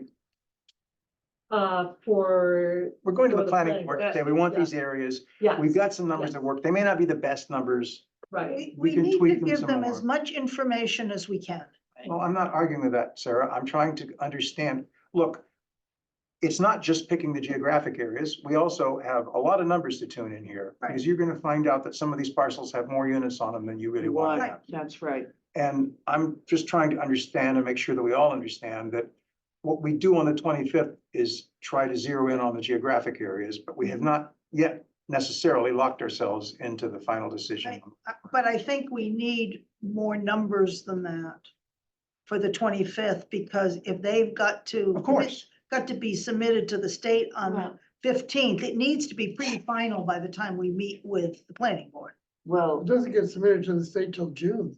June 15th. no, it does not need to be complete, and there's no way that if We we're need going to is- really, We need as much information for them as we can. if give we are them. going, of course, no one's arguing with that, but if we are going to present to the planning board a set of numbers that we agree with is the correct final numbers, we better not do it with one more iteration, because that's not gonna be enough. I'm not gonna be satisfied with it, that's for sure. Well, we do need to look at the parcels and the units. per We need to parcel, right? examine the details on these Yeah. layouts and find out where we've really gotten Yeah, to yeah. with these new parameter numbers, That's not right. just. We need to be able to say, this is the current number of units. And this is the projected capacity. Just to give a frame of mind for the difference in what the potential new units are. Well, if what you're saying is that we will not, by the 25th, necessarily have locked into the final parameters, I would agree with you. That's what I was saying. That's my whole But point. we need to be able to have that underlying information. And I have on my calendar that I'm meeting with you all on the 14th. right? Well, that's great. So we'll have those models then? Yeah. Oh, yeah. So Can we- we'll Could be we get able those to- models possibly a few days before? Yes. It was wonderful, Emily, to be able to look at this ahead of time. It was fantastic, and I appreciate what you did to make it possible. Could we get the real models, spreadsheets? Yeah, we can give you the spreadsheets. Great. Yes. And the spreadsheets will be parcel by parcel, just to be sure I understand. Yeah, the compliance models are always. That's great. So there'll be zone X and the parcels with units per parcel. Right, Great. so on the 14th, I think we should be prepared to make some pretty tough decisions. Yep. Great. Yeah. Great. Okay. I I got just a couple of quick questions. So one is area outside of the half mile. yes. Is there a minimum size that Okay. that needs to be? So all other things being equal, the minimum size of any standalone district is 5 acres. Right. You have a minimum requirement inside the half mile. Mhm. So, but you can Right. do whatever you want outside the Can half do- mile. So Yeah, if we yeah. do But don't more, we have a 50% contiguous issue? So, but yes, but that doesn't have, so absolutely. Help But us that doesn't have understand to that. be, that doesn't have to be met with it with solely outside. But if we right? don't Right. meet it inside, Then we it need has to to, meet would have it to be met outside. outside, The exactly. only way you don't meet it outside is by increasing the number of acres inside.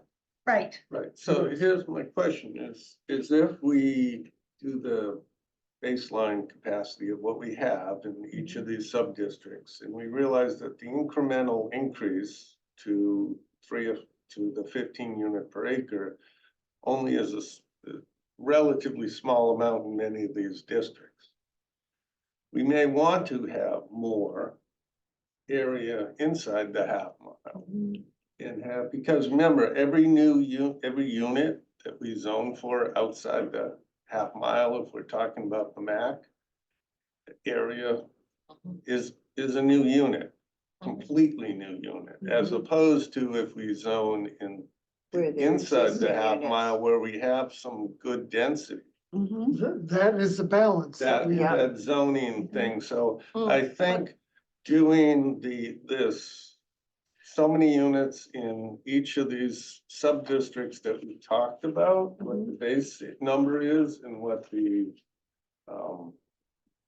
Capacity. 15 unit, Mhm. acre, and trying to figure out what the incremental difference in each Yeah. of these is really important because Mhm.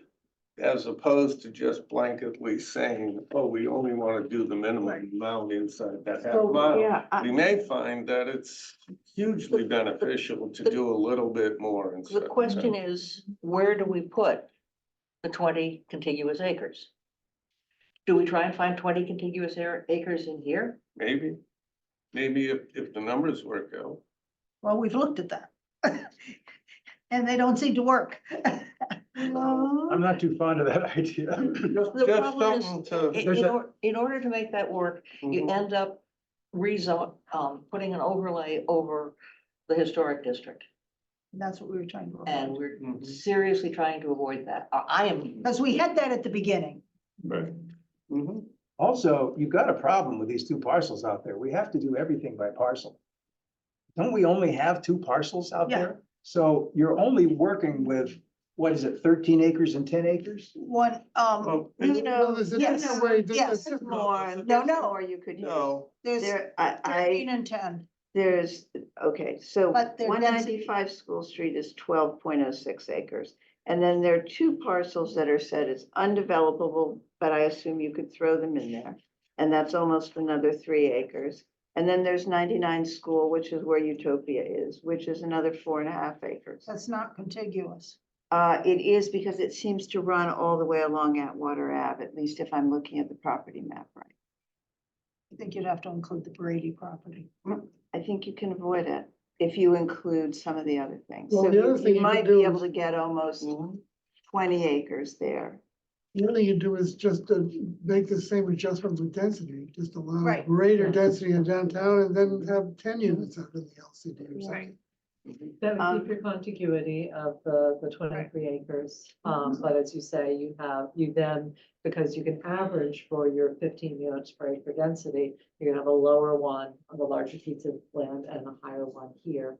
Again, as long as all the things together, all the sub-districts together, average out to 15 units per acre. Yeah, because the problem is if we get too big on the LCD, then we're gonna have more difficulties reaching the 15.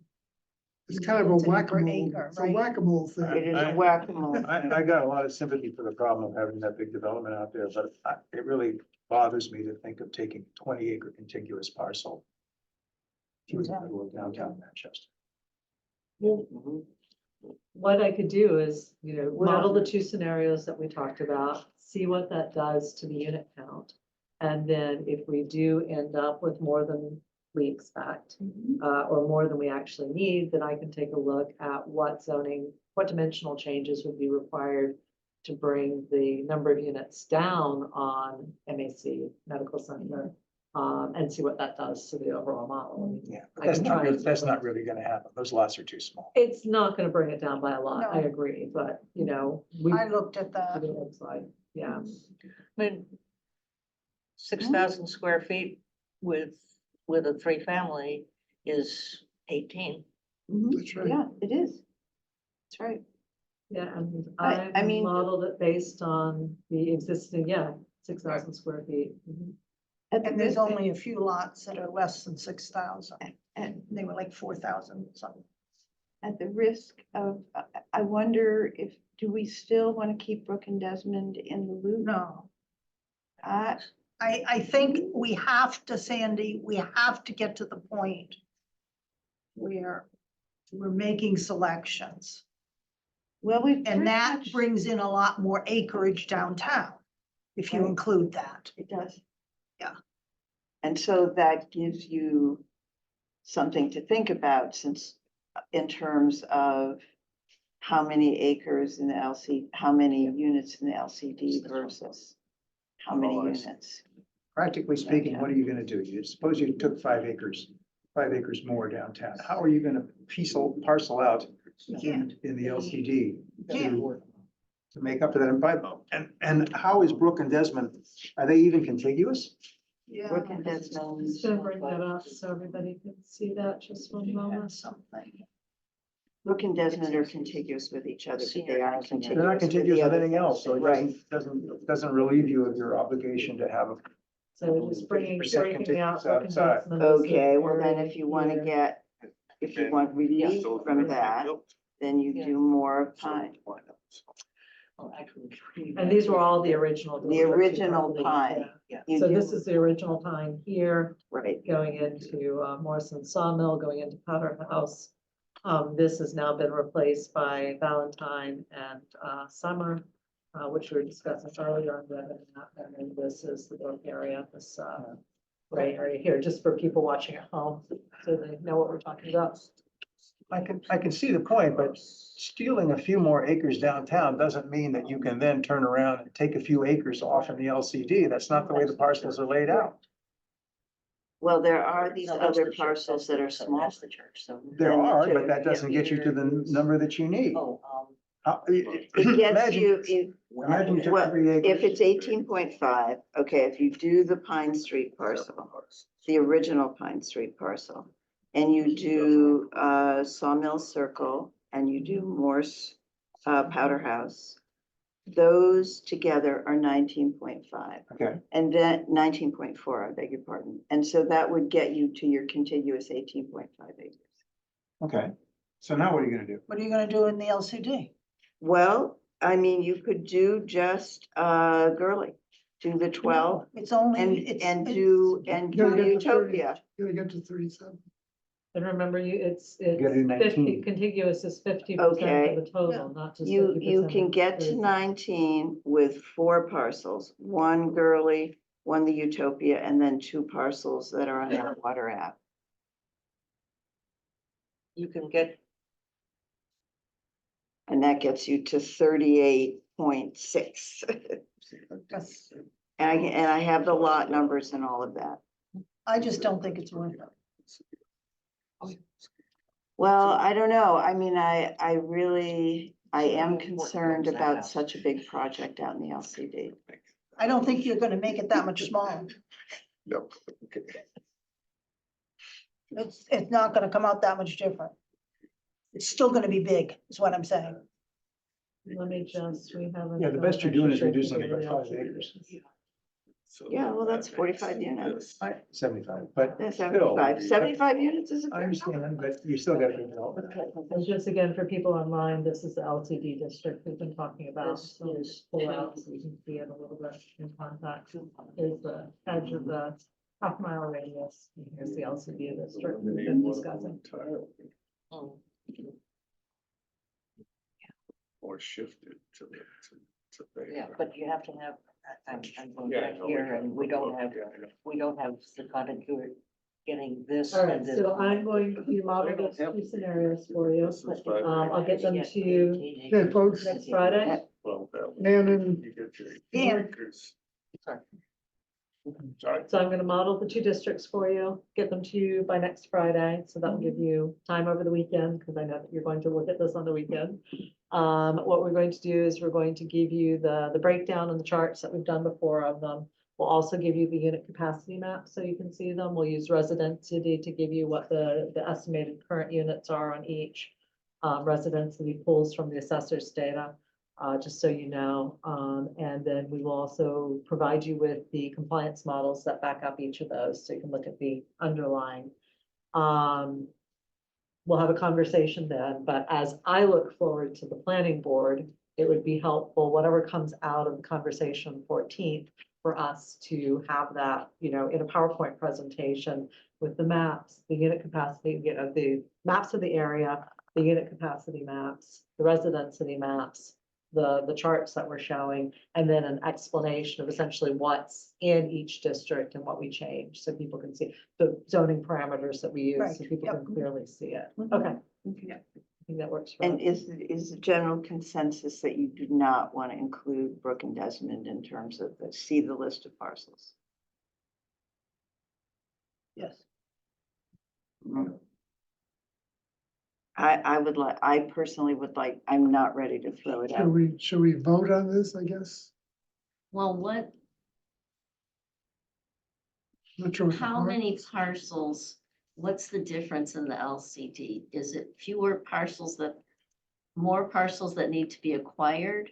I mean, because I'm trying to understand what LCD, Richard's it- point being, It gives you a chance of a somewhat smaller project in the LCD. based on what, though? How are you going to She's get it dropping smaller? down the 8 by It won't be 20 acres, it'll be 15 acres, And so I think which, no, which acres is the parcel? number of units, number of units. because there's only two parcels. Right, There's only there are two parcels in parcels. the- Two Right. parcels, well, So but it's the there number are of other units you're smaller talking about. parcels that you might be able to use to make the But the- total. Gives you more flexibility in But picking the parcels. problem for is, you. you're both the MAC and the medical associates, you can't use all the acreage in your density denominator because there's excluded land. And I believe the land on the other side of Atwater is excluded. A good piece of it is, I forget what the parcel number is. All of the, It's 43014.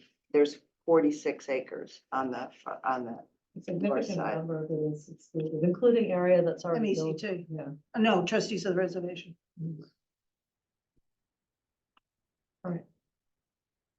Well, it is possible that there'll be so much opposition to a larger project in the LCD that we may have to come back to something like this. Right. But we should find out pretty quickly.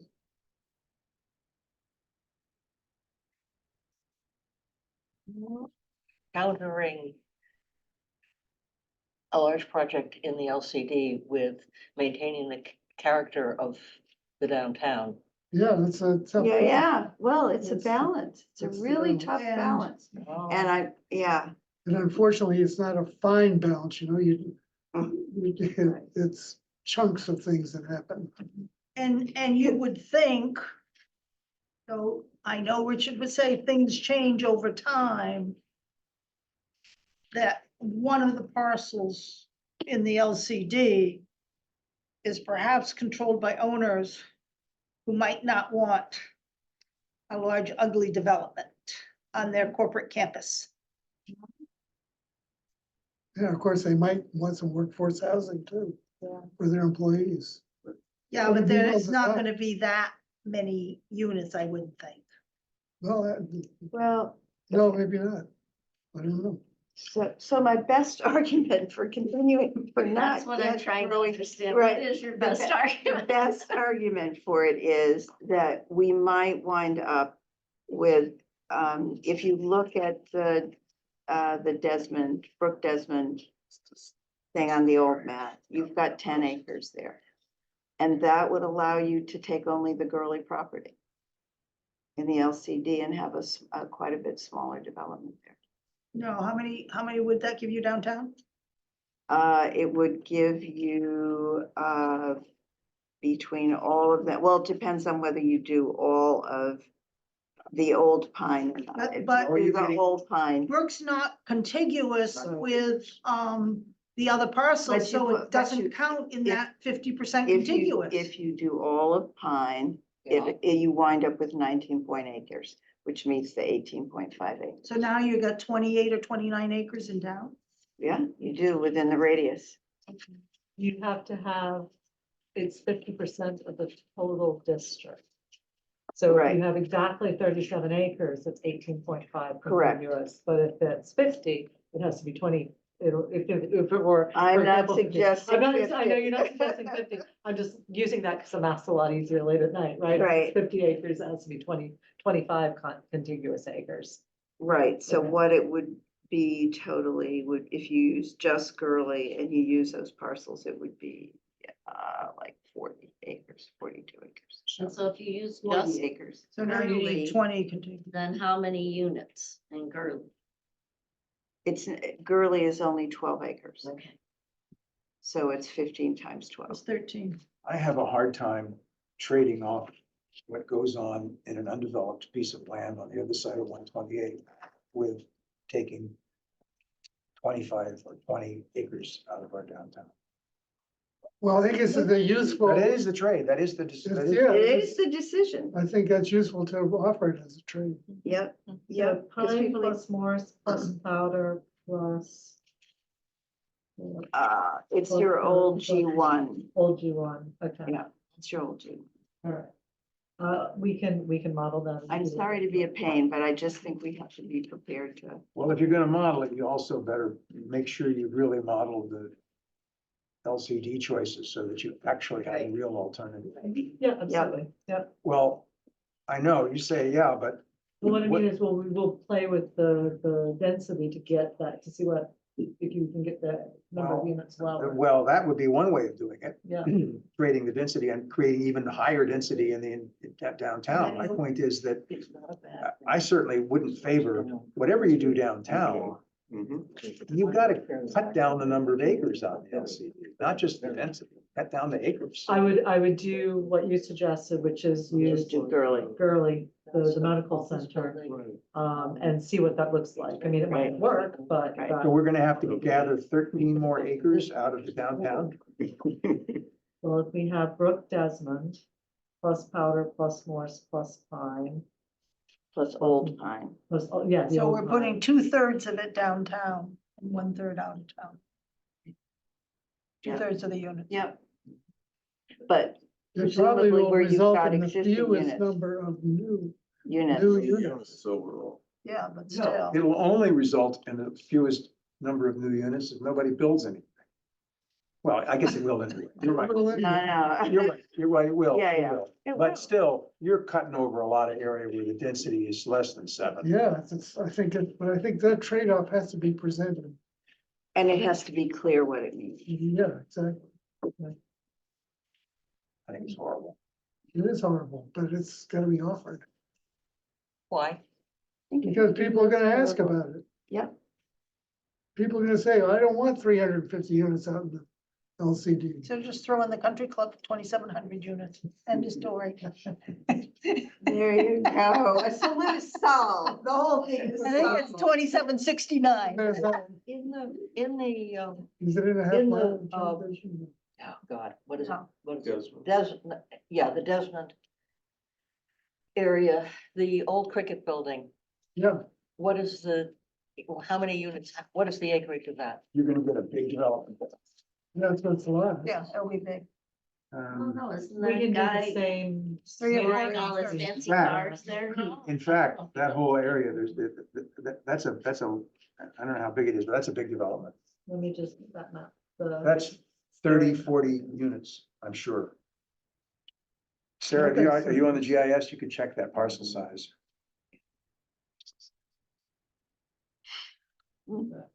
That's one of the things that's not so great about that choice. Yes. And there are Although it's a good site for housing. but It goes down. The topography helps. Moving in on Brook again for everyone. Well, there is a lot of multifamily housing. There already. Yeah. That's quite a right. bit. I mean, the point There's is, nothing like a 40-unit building over Do there. we know what No, the parcel but- number is?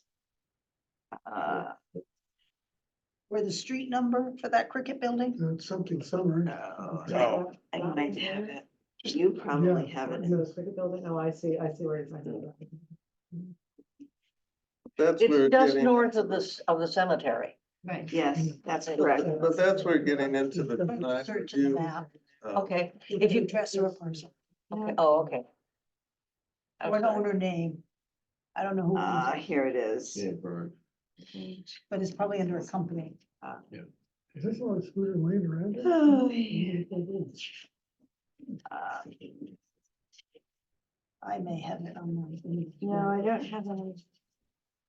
I had that in my. But with that Desmond property, I mean, that's where getting into the design review, you could create no separate district there with a max number of units per building following the design review standards. So although you might get 30 units there, it will not appear as, Well, there's also a pretty good sized apartment complex on Desmond, yeah, Yes, there's one that's further down, exactly. which is pretty ugly. So at least, Well It's used. 5, the parcel that you're asking about, I believe is 5, well, let's see. The whole area is 5, there is 5.4. I think That's the- help me out, this is the acreage.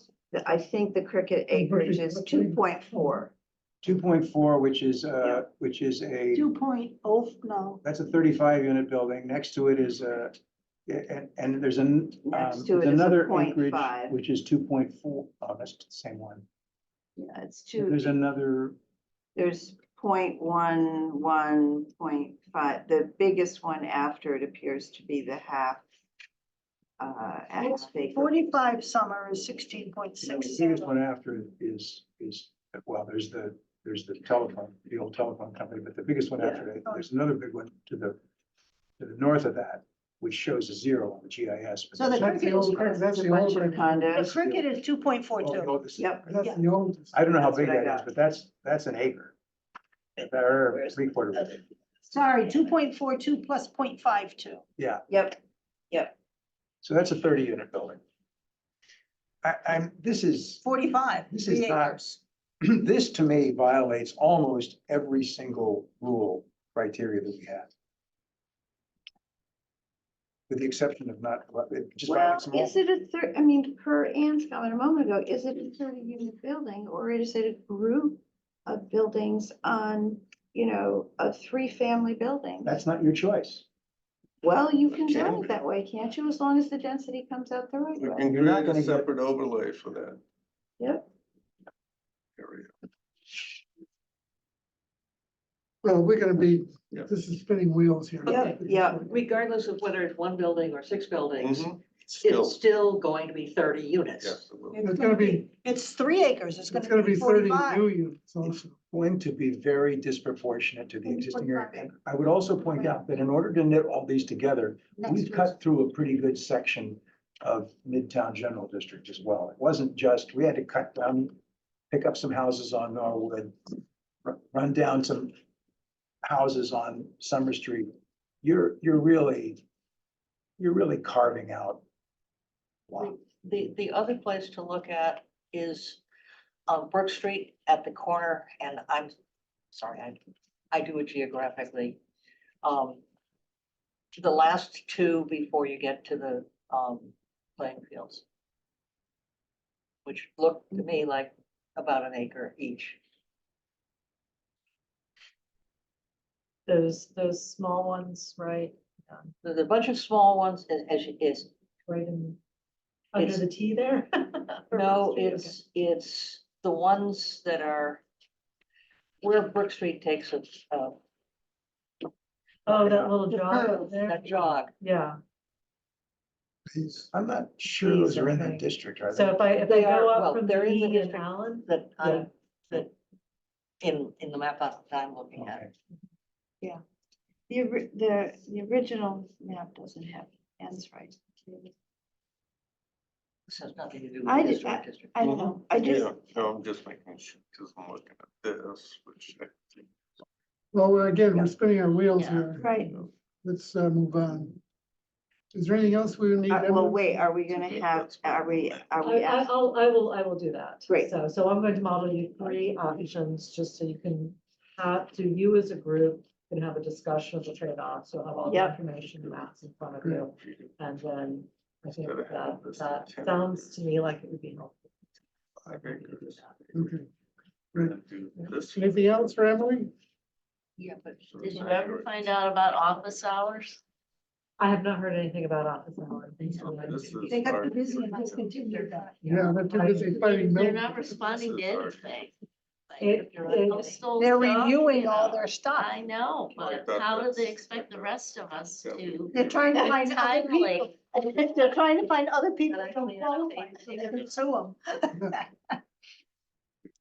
Okay, All right, thank you very much. thank you. Yeah, thank you, Emily. Thank you, my pleasure, and thank you for your 20 patience. plus this I do apologize again. Okay, we had other things to do. So worked out well. I thought you might have a few things I can do. You guys are having a side conversation over there. Hey, excuse me, we have a meeting going on here. Jan and Mark. You can't have side conversations. in a meeting. You can stay late if you like. Stay up there flat. There you go. That's fine. It's okay. Okay. The next item on the agenda is the discussion of the zoning forum on Saturday. I think you all got sort of outlines of what's going to be happening at that? Is there a more recent one? There is a more recent one, yes. We'll make sure everybody gets a copy of my recent. Great. So Richard, would you be willing to be at the table with the G district? Well, I have to explain to them that we're giving away half the general district. No, you're just gonna Yes, talk about. of course, what's of course. Okay. Okay, so I think we're all set with that. The next is the questions of the week. And I liked your explanation. Thought it was good. Yeah, we did I too. liked it. I thought it was great. Yeah. Should just go with it. Is it, Yeah. I mean, I don't have any edits particularly. I thought it's what happened Right, basically, good. Okay, so and it's that clear. takes care of that question. And do use the one that has the right. Right, yes. That's the- 15. yes, Of course. Yes, we will, Make it yes, we short. will, yes. That was a Fix it slip, that was a slip of the. Oh, and there was another typo in there. Oh, I'm sure. What? Well, a About 6,000 numbers. square foot lot could hold a 2.5 story house, a driveway, and it says parking for 3 cars. I think it should be 5 cars. If it can hold 5 cars, it can hold 3 cars. And Yeah, we're- but we're the zoning is 5. I think we have not made a decision. Well, about the current zoning is 5, what- Okay, so fine, say and her 5. modeling has been on Yeah, 5, okay, so fine, say 5. just to not Yeah, create but- an issue. Absolutely. Yeah. Okay, Thank you. just so we have a number of these teed up, can we, people looked at the other ones? When did we get the other one? I'm having troubles. Days ago. About a week ago. I'm really. My problem is I get the. Oh, I Yale have- on I full. Yes, but we did agree at the last meeting that we asked them to give us Everybody, these, so that right. we read them. I think have we more have to- copies. if We you have want to more look at copies. these and give them some help with this, so we're instructing. And I have done wording on the permitted as Does of anybody- right in Does anybody want a conjunction, copy? in conjunction with the forum. Right, which was great. I liked what you had to say. Okay. And we've got that I've one. got This is slightly, worded slightly differently, but it's the same. This is. Yes.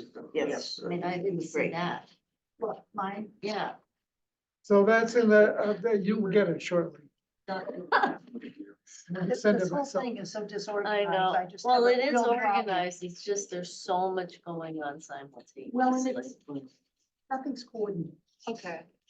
Can I ask a question that the planning board members get this information as well? We don't have any of it. For the forum on Saturday. Oh, sure, yeah, I thought it was sent to you all. I'll make sure that the planning board will. get I it. haven't seen a final copy. We have no data for Saturday. I'll make sure that you get a copy of it. Do we get it tonight? Because it's in, Sure, when I get home, I'll make sure everybody gets it.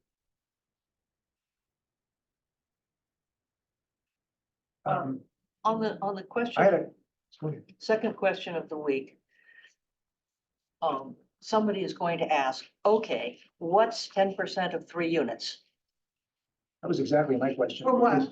So you can only require it on a project of more than 5 units. Oh, affordable housing you're talking Yeah, about. yeah. Right, That's, Right. that's the second question of the week. I I'm sorry. guess we could add that. statement. sure. Well, I think I thought the same thing, and I think for a different reason, maybe. This, because this doesn't apply to 2 and 3 families. It affects people who already live there. In other words, if I'm living in a district that's been rezoned, and I have a 3-family, and I might read this as saying that I now have to have. I guess we should clear it. No. But didn't we have the discussion of what applies? There's the overlay district, but underneath it is the current zoning, and people get to choose which applies. Yeah, no, I understand, but I just want to make sure that we make it clear that nobody is required. Sure. No existing owner is required, We can make Yeah. that. that's all. We'll say it's only for 5 units. Yes, So So that actually, that's Okay. simple. what is 10% of 5? No, 20%. One, that you round up. Well, if you round up with three. Yeah. 10% of 5 is 3. No, sorry. It's a I'm being half. Confusing. It's a half, We don't know that it's gonna be 20%. right? Well, It we has to don't, be we're decided. assuming. What do you think? 20%? Well, simply say 5 units or less. We'd opt out of the affordability. So we're just really worrying about 1, 5, and 8, right? Yes. Yes, for the moment. Yep. What happened to 2, 3, and 4? We haven't- It haven't been written yet. I didn't do the numbers. so.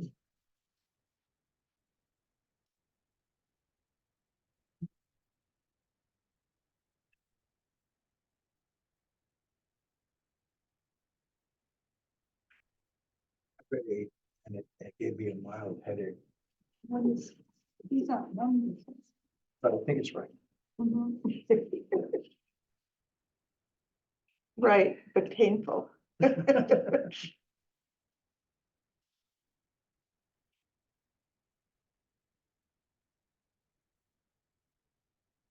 Okay.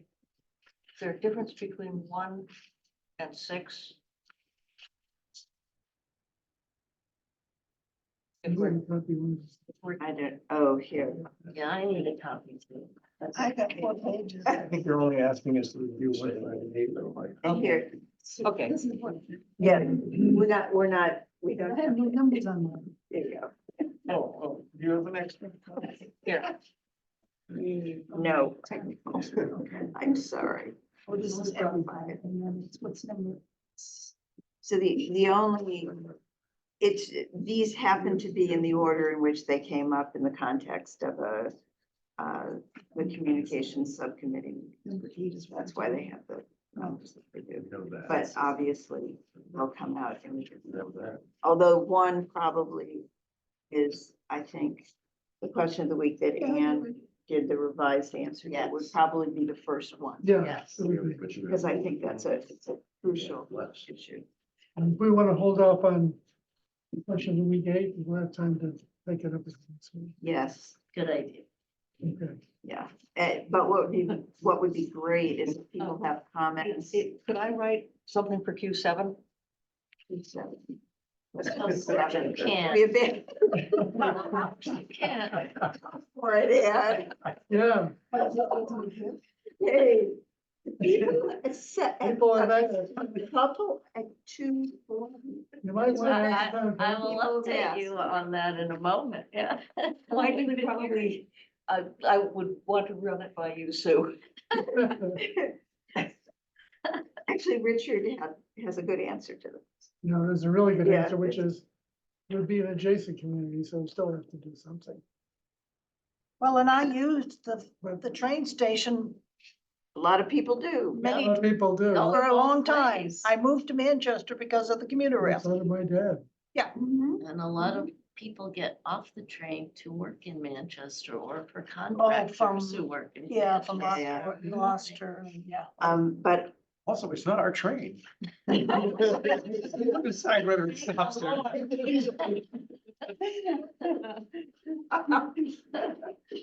That's a good answer. too. Okay. Okay.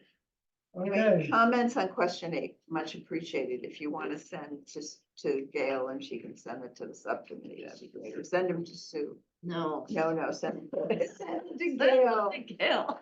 please.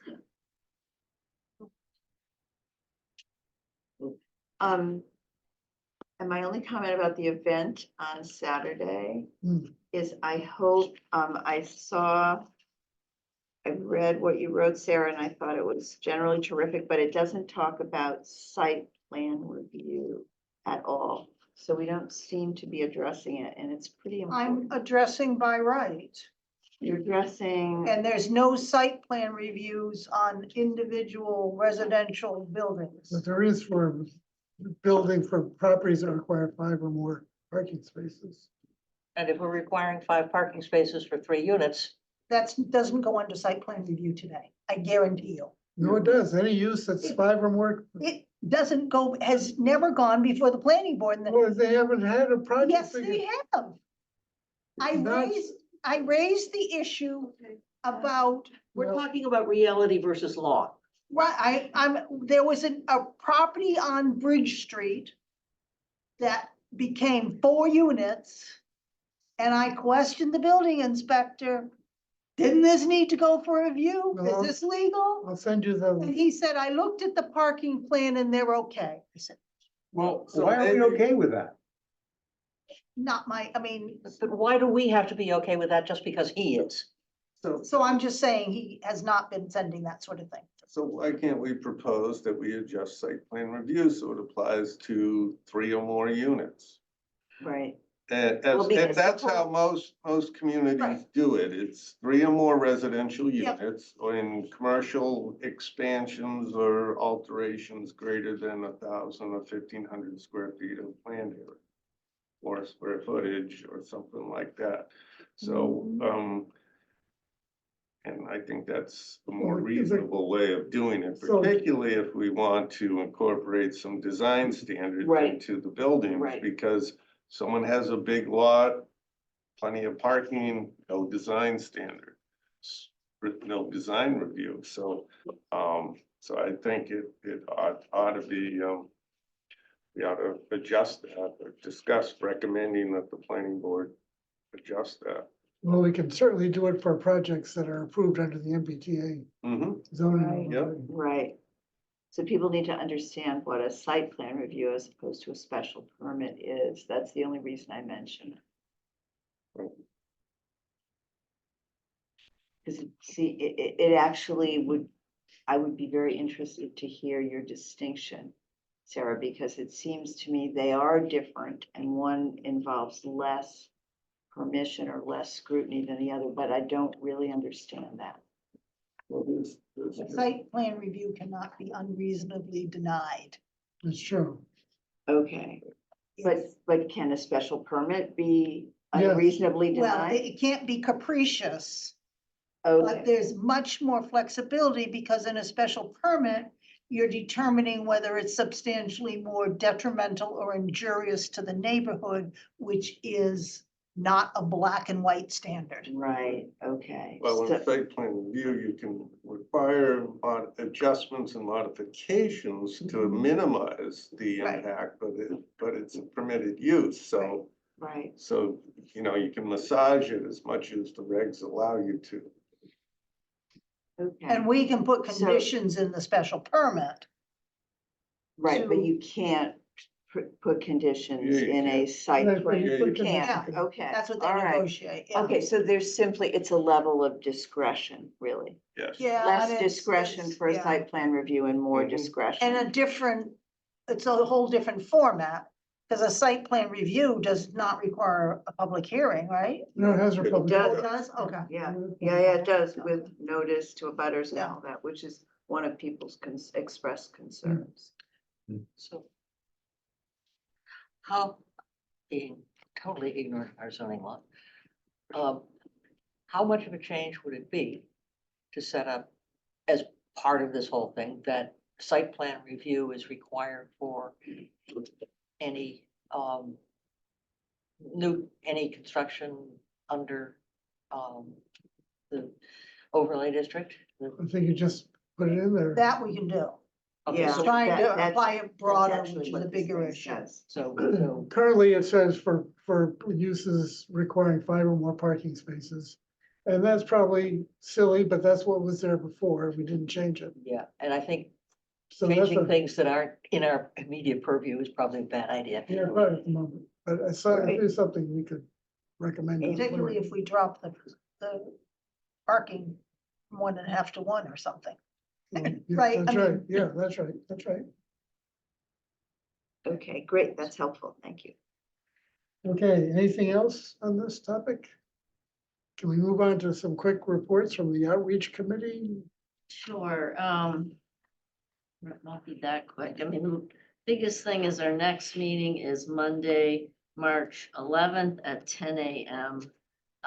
And our project between now and then is to look at the FAQs and come up with some suggestions for updating them, because we would like to have as handouts at the Springtown meeting, updated FAQs, because people read them and kept them, and we heard good feedback on them from the last, so.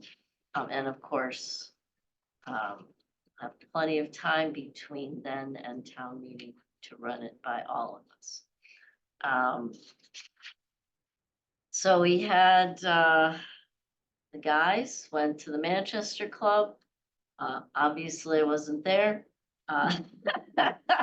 Got great feedback, about 100 people there, good questions, robust discussion. Want to add anything else? I guess I would just say. Guys. Did you go, Richard? It was a guy thing. There were drinks. Was there steak? No, I don't think it was chicken parmesan, I think. It was good. It was good. And there was some, people spoke their minds. Right. Yeah, which is good, Was it that we need to hear that. a positive or a negative? Both. There was some negative stuff. Yep. People talked about closing the train station. That was, And other towns will follow Milton, so. well, this had happened right at Milton, so. Let's see, we've had 2 subcommittee meetings since our last meeting here, and we get a lot of public comment at the end of our meetings. And it's been, have we abandoned Gordon College and the LCD? 4 stories is too tall. We don't understand permitted as of right, and don't change the parking requirements. I'd say our biggest, most important function is we really do try and keep track of what people are talking about in town, the engagement piece. So there's a Facebook page for a PAC. It is Don't Boston My Cape Ann. And following that, the PAC, the Cape Ann Political Action Committee, has held 2 events. Sandy went to one in Rockport, and I went to the Gloucester one last night. The Gloucester one, I don't know if you you summarized it to me, if you want to add anything, but the PAC describes itself as the purpose of the committee is to provide the opportunity for individuals to contribute to the support of worthy candidates for state and local office who believe and have demonstrated their beliefs in conservative principles to which the organization is dedicated.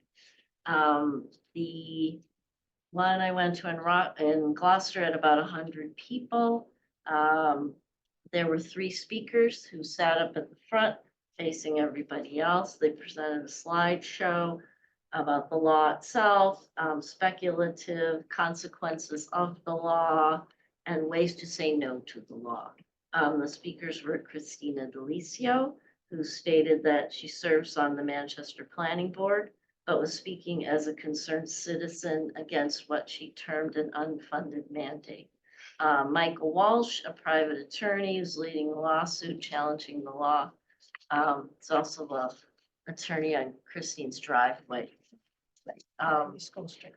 And a retired Gloucester politician, Ms. O'Neill.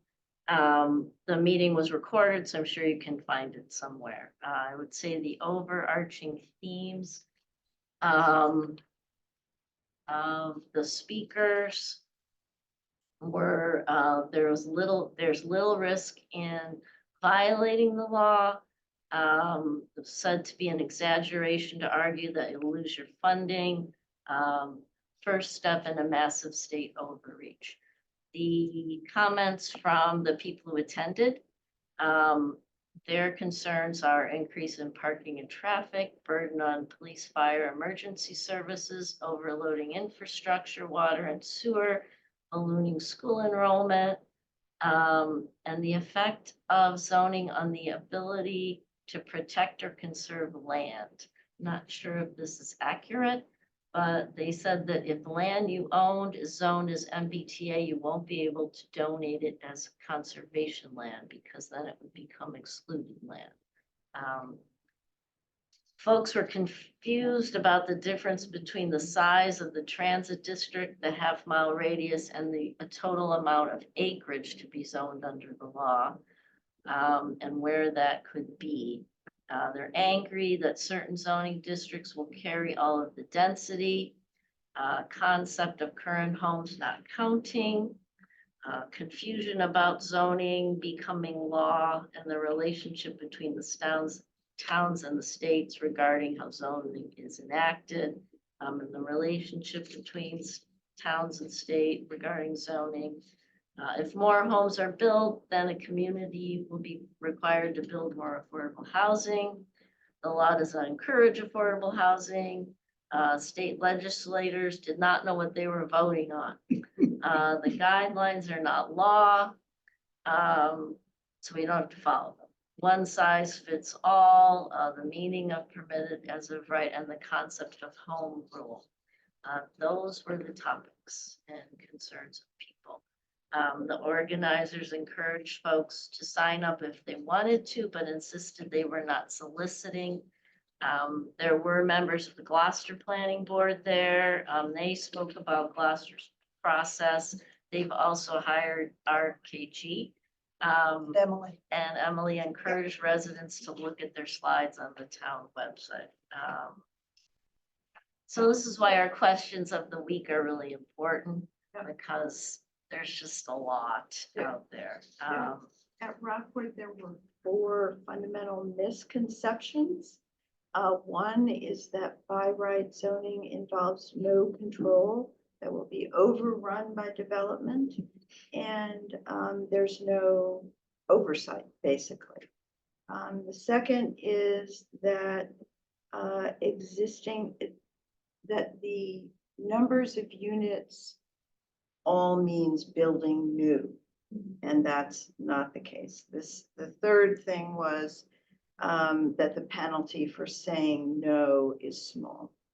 So not thinking about dredging the harbor, not thinking about the Tux Point Rotunda, not thinking about PFAS filtration, none of those things. And the help we might get from the state to deal with all of those infrastructure things. And then lastly, and very puzzlingly, is that affordability is not part of the picture. And it's certainly been much discussed in all of our meetings. Yeah. And something we really want very much to do, and plan to do. So anyway, those are the 4 walking around misconceptions that I heard in Rockport. And the PAC is going to have a meeting here on March 7th, I believe, in Manchester. I don't know the location yet, but we will share it when we know it.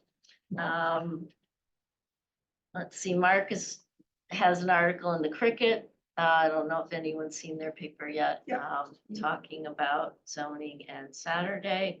We're working on preparing another quarterly newsletter to go on the tax statement, which people will get on April 1st.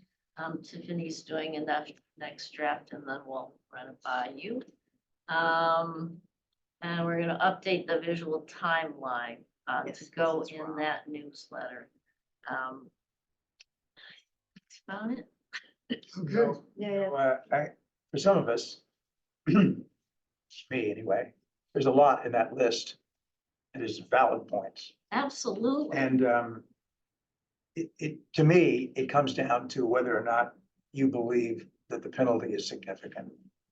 I mean, that's what it comes down to. And so I don't know how we. But we have to figure that out. Well, in we a have to. very We don't detailed. have to figure it out. Everybody has to figure it out for Yeah. themselves, but we have to be able to be as factual as possible with Yeah. regard to just saying no. Yeah. A $300,000 increase in town expenses equals a 1% increase in tax rate. Oh, that's useful. Well, that's, I guess, what I'm trying to get at. I mean, I think anything specific that we can give. I mean, there's this non-specific idea. We don't know when the lawsuits are going to talk about it, but that's just a sort of an opinion. But I think the more we can be specific there, we'll give people the information that they need to make a Because we're decision. expecting 1.9 million. I think when you argue about, I agree that we need it's important to tell people that it doesn't mandate us to build, but you know my feeling about that. Yeah. I think when we zone, and you don't know what's gonna happen, so we should be honest about it. But, yeah, tough job. One of the interesting things in the Milton case is that the state is pulling back an existing grant.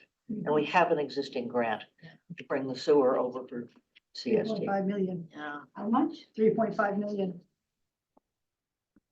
And we also have whole bunches of grants for the culvert. Yeah, let me be sure. I Some are federal, some are from the state, but that's like Okay. maybe 4 million. I mean, it's big bucks. I don't know exactly what the number is, but, and that, we haven't started that project. And is that entirely funded by the state? No, No, there's federal money also. Okay, but so what's the share of state money? Do you know? I can't remember, but it's Do millions. you know for the It's project you millions, were right? deciding in? The CST, well, Sarah had. No, I'm CST. talking about the culvert now. We're talking about the culvert, Yeah. and those numbers go through my head and right out. Okay, so why don't we just get the right numbers? Right. yeah. I need to get the Okay. right numbers. Talk, I mean. I can get them. Sucroft is. That would be great. Yeah, I can get, yeah. These are all pending applications. No, the culvert, we have been approved for grants, Okay, but we have not started the project. okay. So it has not yet been paid out to us.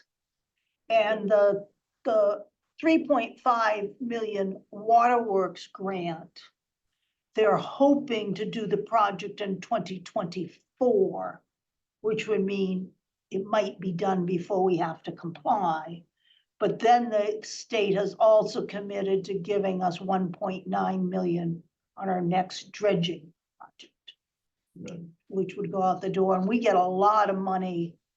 Bion gets a lot of money for doing things on the harbor. And Yeah, Well, so- we got I a don't know list, where it we had a comes list from Greg last right. summer, and I think we should just. Well, not we sure should, it's still- we should update it Yeah. to be forward looking. I mean, that Absolutely. list was primarily backwards looking. Yeah. Right. Okay, Design. design guidelines. Keep it short. We met this week, our architects came back with their first pass on some design guidelines. They had thought, some of us thought a little too numerically in terms of their structuring the approach to it. And we asked them to give us more detailed descriptions of what it was that a design guideline committee would be thinking about when project came before them, and worry less about setbacks and other ideas that are going to be set in the compliance anyway. But they are attacking the problem of massing, of roof lines, of modulation on facades, of the kinds of things that would Make a difference. affect how a building impacts. And they've also, we also stress the fact that we need to be prepared to have a set of standards for the LCD, which will certainly be different from those that we have for the D1 and G districts, which are the other areas. Michael, you had your hand up? Yes.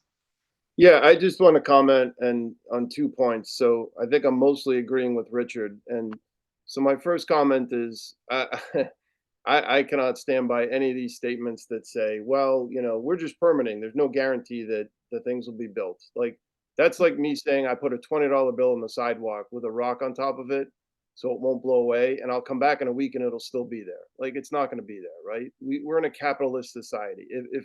If the numbers are there for a developer, they're going to build, right? That's just simple fact. That's number one. The second point is when it comes to the financial implications, and we start talking about, well, the state could withhold grants and this and that, that's fine. But we need to look at the other side of the coin, which is if X hundred new units are built, that comes with the burden on the town, right? For police, DPW, fire, and particularly the schools. And you need to look at the cash flow impact of that side compared with the negative of the state potentially withholding grants. And you need to look at the net impact of all of those. It's not a simple black and white to just say, oh, if the town says no, the state's going to withhold grants, that's negative cash flow, don't do it. You need to look at all the pieces of the puzzle. Okay, thank you. I think next is approval of meeting minutes. Everyone okay with the meeting minutes? Move to approve meeting minutes presented. Second. All in favor? Aye. I'm now gonna open this up for public comment. Is anyone? Still here. Okay, you gotta help me. They need to raise their hand if they want to be. Yeah, raise your hand.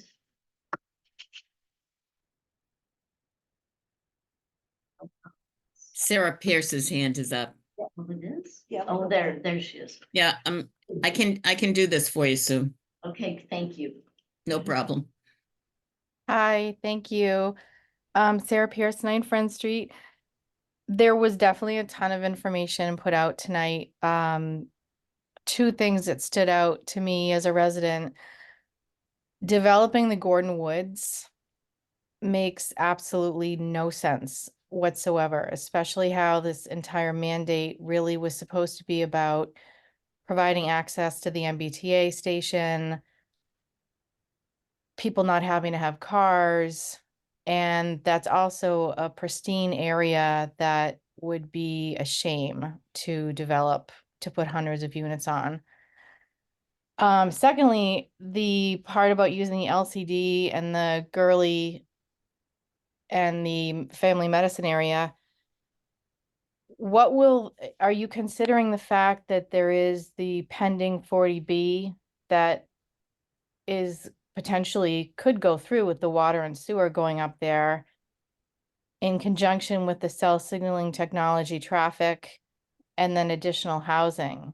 So I think that is going to make traffic off the charts for that whole area, which is a big, I think, concern for many residents, especially where it's going to be affecting School Street.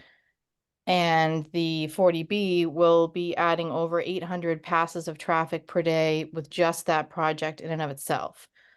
So those would be some concerns. I definitely agree with the comment that Mike Pratt just made, that we need to weigh the consequences of potentially saying no to the state, but also maybe coming up with some sort of an alternate plan of not necessarily saying no, but approaching the state in a way in which we actually let them know what we need in Manchester, that we're willing to rezone, but we need to address what we need in Manchester as a community, as a town. We need senior housing, we need affordable housing.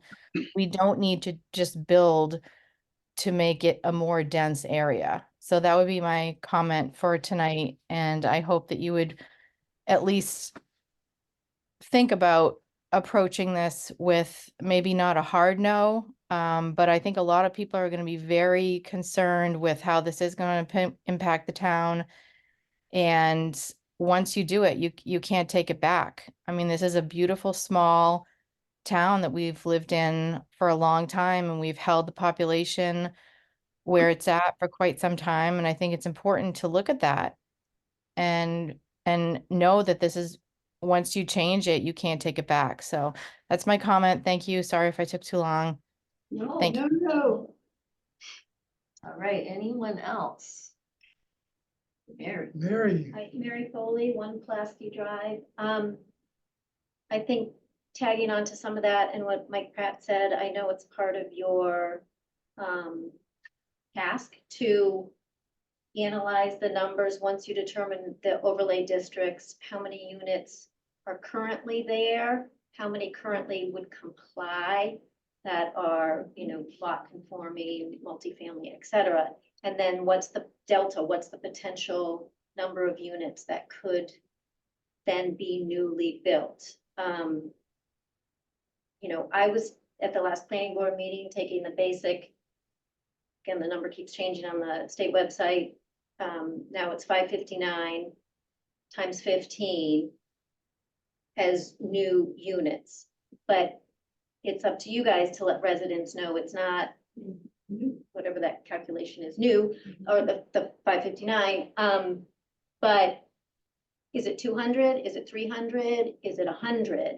And then following on what Mike said is, what is the cash flow impact? So what would be, just like they did for the 40B or any other large project, what is the impact to school enrollment, to police and fire, to infrastructure, to all of those? And to say, you know, if 50 units were built, 100 units were built, 300 units were built, what's the impact to the tax rate versus what we get for grants? So that residents can have all of this information, the planning board can have all of this information and make an educated decision. So the money piece is very important to have as part of your report. Thank you. Where are we on the financial? So side? once we decide What on we're doing. these numbers, then part of Emily's contract is to do an impact analysis. That's the RKG Right, Associates. right. Yeah. I didn't realize it was going to wait until we've selected the districts, Well, but we have that to- makes sense. Yeah, I wonder how they're gonna do that, because I if think you it's, did it on the basis of a full build out, it would be different than if you did it on the basis of not a full build out, you know what I mean? I would assume. they we'd have to do it on the full build build out, out. but How else? there is a factual thing, which is, it's not like they're all gonna get built in one project at Right. once. It's gonna happen over years. Yeah. But I think I think Mike is right, you have to assume the full build out for the purpose of this kind of analysis. And you have to do an impact. Yeah, that's net, of course, there'll be real estate taxes coming in and expenses going out, so. It'll be similar to what was done on 40B. Yeah. probably. Correct. It was similar. So we did that, right, on the finance committee for 40B. We ran those numbers. Right, well, because Engler had run his. But similar to 40B, the biggest assumption you need to make, obviously, is the number of new students, right? That's the biggest financial impact on that side. And that's an assumption, right? You gotta make that's what you have to do in your financial modeling. I do it all the time, but Right. you have to make an assumption there, because that's gonna drive the biggest piece of the cash flow on that side of the equation. Okay, There's a very interesting editorial in the Gloucester Times today, or opinion piece of the. I read that, Oh, I yeah. didn't see it yet. Talking about home rule and what it means for a town. And, I don't know where their paywall law comes, but it's worth reading. Yep. Basically, what it says is that the state allows home rule to the extent that they like what you're doing. Yep. And that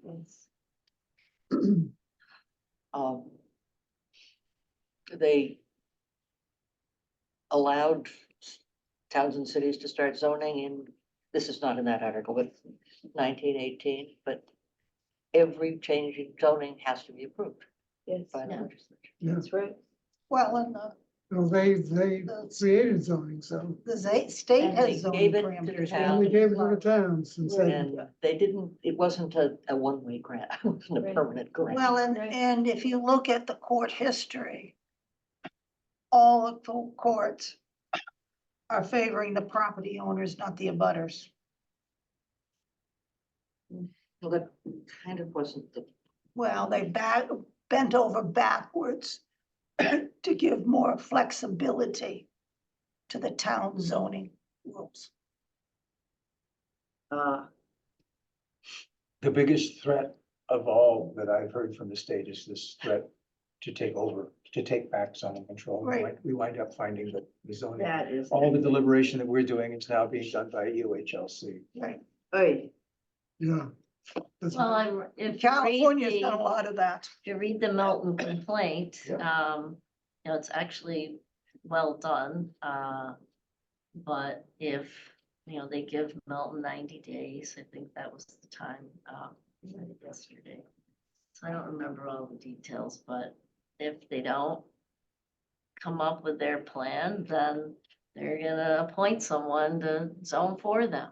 Um, Whoa, so wait, what you were both saying is that if the state is displeased with what gets presented to them, that they become the zoning No, board? the court.